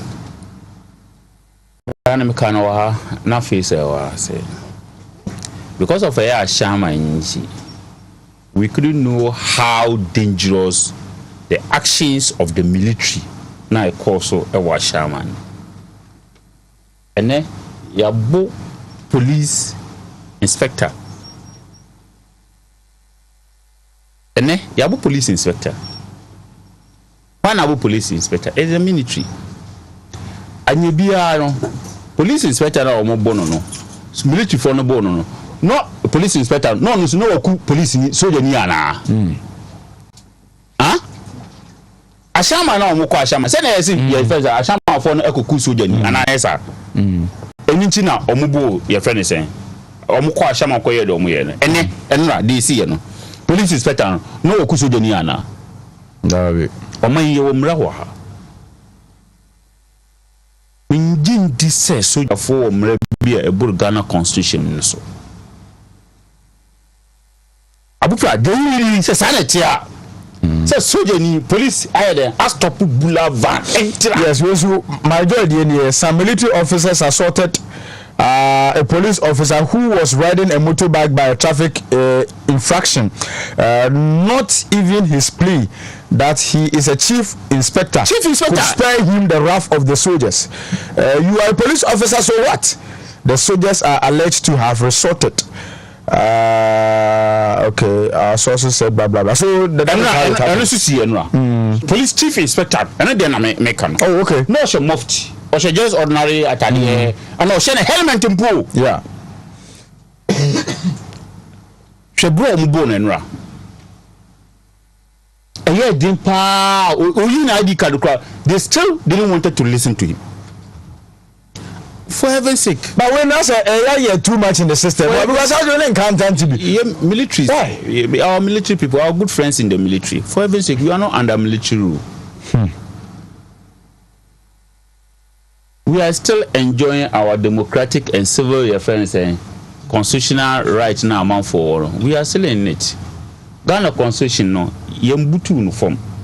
Yen twins inside. And I'm not to say a choice inside. Yen twins inside. Maybe yen ordinary for na yen or more action na say. But how more action no we are yen tiase nampono. Very dangerous to the society.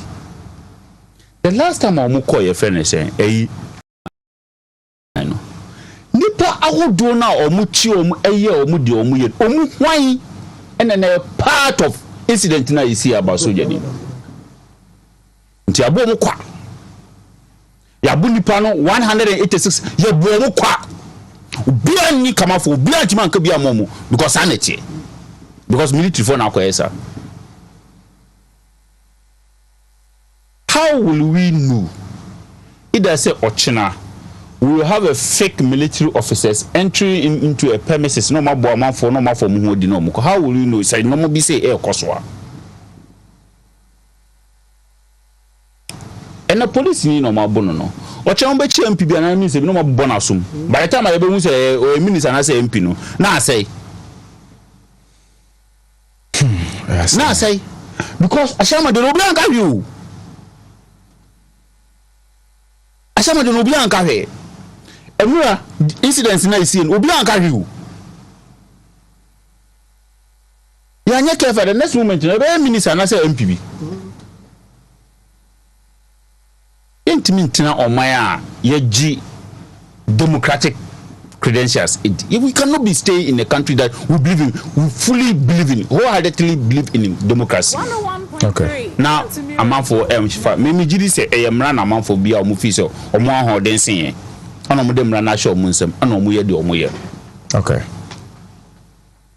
May say the high command of the Ghana military service say, yes, Rome.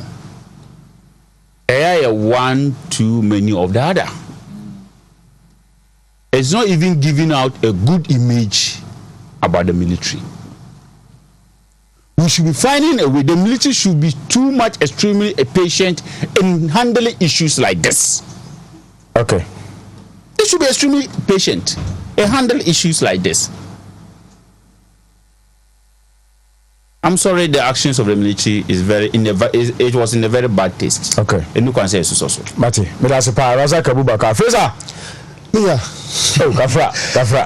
I will need na kejuwa no. Say ufrechi na baba. Yeah. Edi juma di ke kra wo me office answer me fa but tie for no afefo mfa nche me. Ya ben de ni na eja o ma juma na gusu aye no. Me fa fi ba bia me nua Razak edisi ye no. Okay. Because I mean say mre na kanisa. Abu, the last time I had near a shaman incident, no, me can wasem. Oh, I was seeing my discipline by a security services. Because I hear as an Narazaki can he do baby yet studio Anna. You say a member be soldier for uniform, no magabuye. And your idea was say it imitates us in a coso. Sabi police ni crowd no na ewu adwuma ba akum die ankasa de odidi ni say it for me feel say I was a CDS once again on hwe na sabi obetima instill discipline ewo omodwuma no mo ye na on hwe no mo ye sade no eno ametimi ka me nya mama me nto aso. And this organizer, Joseph Yamin, me sure so ni bibi aka. Me gidi pa say NDC national organizer Joseph Yamin. Say yezo fa santima wambwa. because I'm say oh Lebanese ni but you say for something more only bibia ka onye din what I say because ye baby as say democracy na enyi adru no enye sa na man kitini do mo kika ka na de adwuma ministers ambeboa omampanin na ni nyuma pa o ye de boa Ghana man no akosoro o se dey MPs no NDC MPs no mo ye dey mo to aba mo embe ye adwuma no abu enu na Joseph America na se no ka dey say ombe facial san confo to aba ma ministers no emo mu ya approval no say baby adrudi era ba ko ye say ebi video mo de me nya eyi ni yie say no cross say no kwanyi but say no pa de ne I mean say ni pa ko yes ade no doesn't qualify to become an MP because as an MP amuna mo shemra etimase echeche mu magana 40 ase no wo ti bi koto abetwa na de ordinary Ghanaian na edu 7 December ye koto aba ono so twa ebe nden MPB also video no twa na abato enonyam pani hwehwani mu nti should bow his head in shame. MPB yes Abia should bow his head in shame because it is so disgraceful. It is so embarrassing. Very embarrassing. And this is the kind of economy and I say country a person build my one. Minya meka ama NDC for what I say sa niema na ompesam di nwura omo de some party mu NDC for nwura kasala ye be hwe ye be yese ye be ma bia lu some promise ni ade no omo de some party no and me as an MPP member no me I don't give a hoot, I don't care. Some be so ye say am on party no e be gu a me de be me de because me pese Ghana kra no MPP activity so che na mo bia pese de boa Ghana etimi eden etimi de boa Ghana fo etiom ko because omo your madwen say MPs are me de minimum come be fason be officials are MPs no but some of madwen say on be ma say MPs they lose some promise minimum say MPs no so trust say NDC leadership no ebe mo lose some promise omo lose so minimum de besi habu also nim de besi etiom ko so in destroy our party no you be call into one party state or Ghana MPP be rule Ghana and no crab ma Ghana so kra enya ahoto na yehwe ne mpuntuo ne enkoso na yehwe and no crab ma enya ntam cause na me Razaka NDC has become a distraction in this country. Oh yes, I'm about a distraction because I did be a papa be a say more man ko anim na bubo say na NDC 4% dey echiba echi yenu kromo anu ne ekoto abana your friends the speaker abamba bi enya speaker no NDC phone kwa 137 ne to abano no the answer is no. It's ye building democracy yen jai enema bi a here because apart from some MPs we want this MPP no Razak, be your friends, be your business partners, be your abusia. It will surprise you to know, say, let me tell you, go be can say, Honorable Bre Champon. Do you know the number of MPs, including NDC MPs, Sabi Obom? Yes. Now, let's say, yes, Uncle head the Agric Ministry. None of that will be your NDC MP. No face so benya fertilizer mo bia free Honorable Bre Champo a wo se anu timo approve no sa edu tam obenya mo na e bia sedu nketia chairman ana fifi kwete sa tam mo alo kra na mo muni wa mo de be ma no. We are building a country. You building political party. Yes, your political parties win here, but I'm telling you say our loyalty to the national interest is paramount. The national interest must be paramount. And we will here. That's a supersede our political party. I would say supersede every in fact party interest be I would say national interest no a supersede no. It's a concept call in that tangent. Yen jai sad no. And I think the MPs should know better. Our MPs in parliament should know better than even some of us.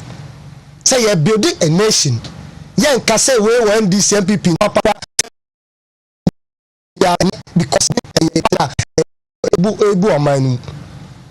It's yenja sadia no na yenhwe na enumanu no yen start enhwe de bebo amanu bebo atimamfo bebo ayan crofo to abama ekotra parliament no.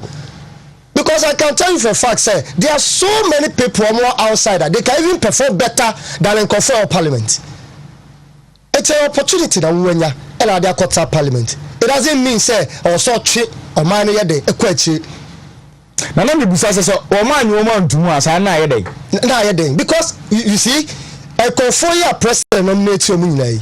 And this for be man na. O me yade. Abro anybody and that is the trait of the NDC. Typical characteristics of an NDC person, any sadiano, say obedi abro. Omo man koso. Because you see, omo nominate you munyano.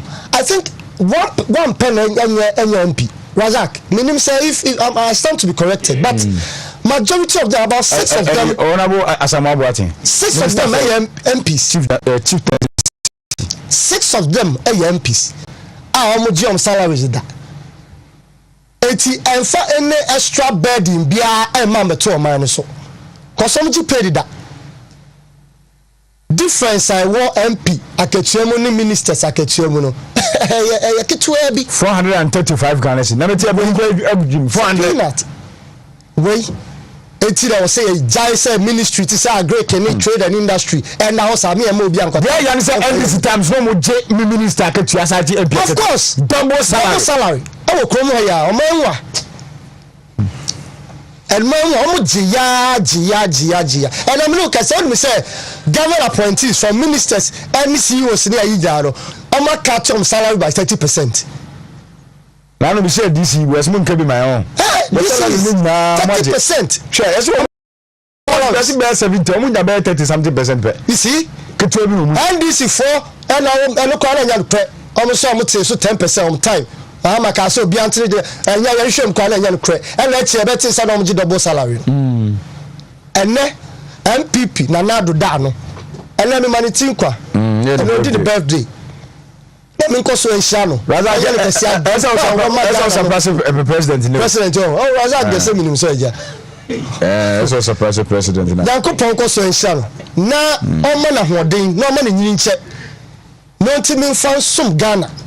Na me say that bia owie ne term no na okofia Ghana fo be hu emfasode a ode ma oman no awofo catch rado say omdala say omma ne tim kwa omma na woda pa kosanya na nado ne tim pon na nisuade hu pa wa aka awofo bebre wa nkomo matifie eti president enye awodai ye bompa ye be se nyame se onko so nshaw na ma wa hoden na fa bu o man no na o man ntiri fa no to mapamfra abu me se na America no NDC 4 de mo promu mpeu 2024 ye ma mo sam be gitumi entwe o man nkwachiri ye kukrumpo ne ebesoa ye kukrumpo ne wabu ne ebesoa because aba ye kwato ayi ministers no mako ministries na kwa ye adwumade agrek. Really? A Greek? A cromine. Alabunu is a Greek cromine. It's the backbone of Ghana's economy. Backbone of Ghana's economy. It's also a Greek ministry. No matter yede, me approve Minister Bianco. A Honda sa. Sonya bra na yede. Ebi aye before. It's Joseph ya mean in the NDC no. Omo ni bibi papa ka. In fact, Ghana for je say omo be my alternatives. Then your mama konya na in an unlikely event your mama konya then no be different from the MPP in Nanado no eno ne area from ho enya abato ho ntokwa omombra no mombeka die your mama konya ne the betimi aye different from the Nanado ye enya the normal things aye ye wo say ye kwa ye school and no dia ban bia ba sale de bia mka no obia ye bi. What I say, they should be thinking outside the box. Near was okay, your buyer no acquainted person Kufadra, Kufa be in fact 50 Kwame Kumabesi and a baby abob a coin. And for the records, they're not dry your coin saying a baby waba. Abu Minusa, I saw it. Yeah, not tight to send this focus. Muhammad, or your coin, or your infrastructure, or your damn day. NGC for 8 years, from 2009 up to 2016. 4,000 plus kilometers of roads. Yes. 4,000. Yes. Nana Don Koku Ford from 2017 as at last year, 2020, 11,000 plus kilometers of roads. Ministry, so Oko Ministry, no Ministry of Roads and Highways. On my website, Oko Cred Daho. It's a public document. I hope so nya benya. Eti omo kwoswa anu no hono monsre.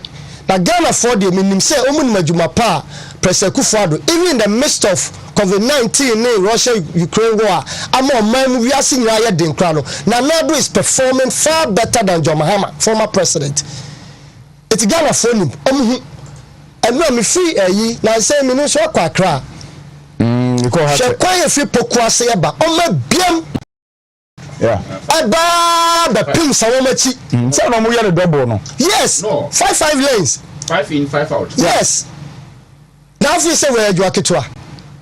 And you want to compare Sawo mo 2x4 record some say to that of President Akufo-Addo. Omune sheka. Ati. Ana me timi sorry free her bra me nchia me amira. But just a bunch and near my poor Yama Boaka South. There's no way I many opportunity to doctor. Now, so don't need that. Catch and say, you're sending crying. Uncle Swan did you my pan or the boy Boakamano and a Boaka South. Uncle Swan and Famwa. Yet the other cost of Bompayamano. Nanya Mamma who are dealing in dear Brussels. Let's be the Abois. Police in the baby to tie shop, or so was a friend Matilda. And a rabbi so for Fairfaby, and also the friend Celestina, almost so tie shop, also means Chiamon. Now, Bomadia, no mind this phone say, or my Quenya no Munya, a chum. I drink beer, what your mamma Tinano, a son, only a dreadful phobia day back. Mate, Salam Pesam Church your mamma. But I say, first I don't know. About Toman Cobahadin. So,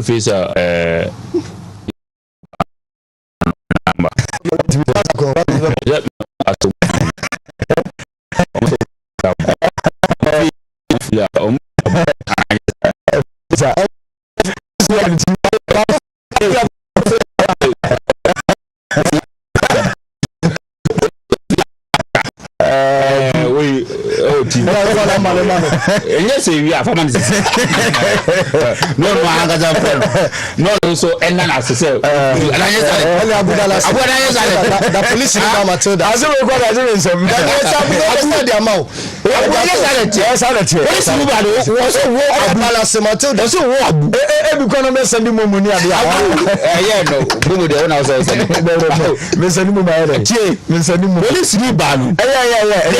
can say, police in the say, who Abu-Prah? I don't want to say, and it's a police in Bana Subano. So on the also phone number. Also, that's all we know. Now, my main case assembly, Yami Admoa. Saturday, 1st April, but we proof na Oba Penny ya Yabua. Anan Kanana World Constituency Women's Organizer. Edema the new patriotic party ewo adansia sokwa wonya ne ba bi ko ye no nyame yadomu a memem dai ane ye na ye oba ya 66 years na wonya yansa na ofiri atiasfase so enti MPP party ni na titi no mu amwa adansia sokwa nyame yadomu Saturday ye ba ye ewo adansia sokwa constituency chairman owura Dr. Kwame Wusu and then other constituency officers in Mamu Yako, Yamiadma Saturday, Oba Dance Yasukwa, Oba Penny, Oba Ya, Union Baby Coy, you know, Yamiadma Saturday, Ya, and the question, and Ewo, a dance Yasukwa, the Bernard and US Yakone, MPP, Funina, Yadia Nature, a dance Yasukwana, Oba Ya, ne you know, when Marco and Tiamuna Yako, Razak, Obapa Vasti. Usi Jumo. Anape Manachi. Okay. No further questions. Oheneba Hanko Bubusa Feda. But I mean Busa Feda. No further question. No further question. And I mean Yano. Okay. And happy birthday to Eva Nagunu. I don't know if I get the name right. Eva, and that's your birthday. Happy birthday. Free executive producer Peter Boache. Peter Boache say happy birthday you Eva Nagunu. Okay. But yes, in the picture, the photos of my na Peter so wish Eva happy birthday. Nyami show. Now when you are come so the amount Peter so person pa and anyway what idea. Nyami so encounter okay, Eva picture and my DNA. Sorry, so now. Razak, you chat to that. Sorry. Oh, I just read an account of Sebi MP Nefasu and our hospital.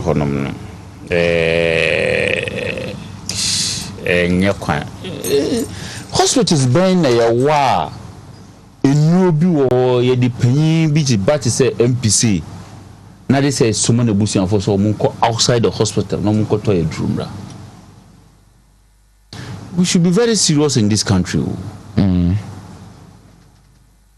Authorities should be working. Me no win na no authority. David. Vested powers have been vested in some people to be authorities. They should be working. Okay. The whole hospital now Sebi enruna na ye peno. Hospital say so munye bi. This an abusian for kwa bonten. Okay. But that's what I can do there. I don't know. Kumawu constituency phone na memo mo shede. It's a very sad situation. The Beccan say I'm in currency. Okay. I think that this is the second person that will former within a space of do 1 month to cry. I'm from currency. Yes, I'm sure me there. I'm sure me there. That's a part. I was having a discussion in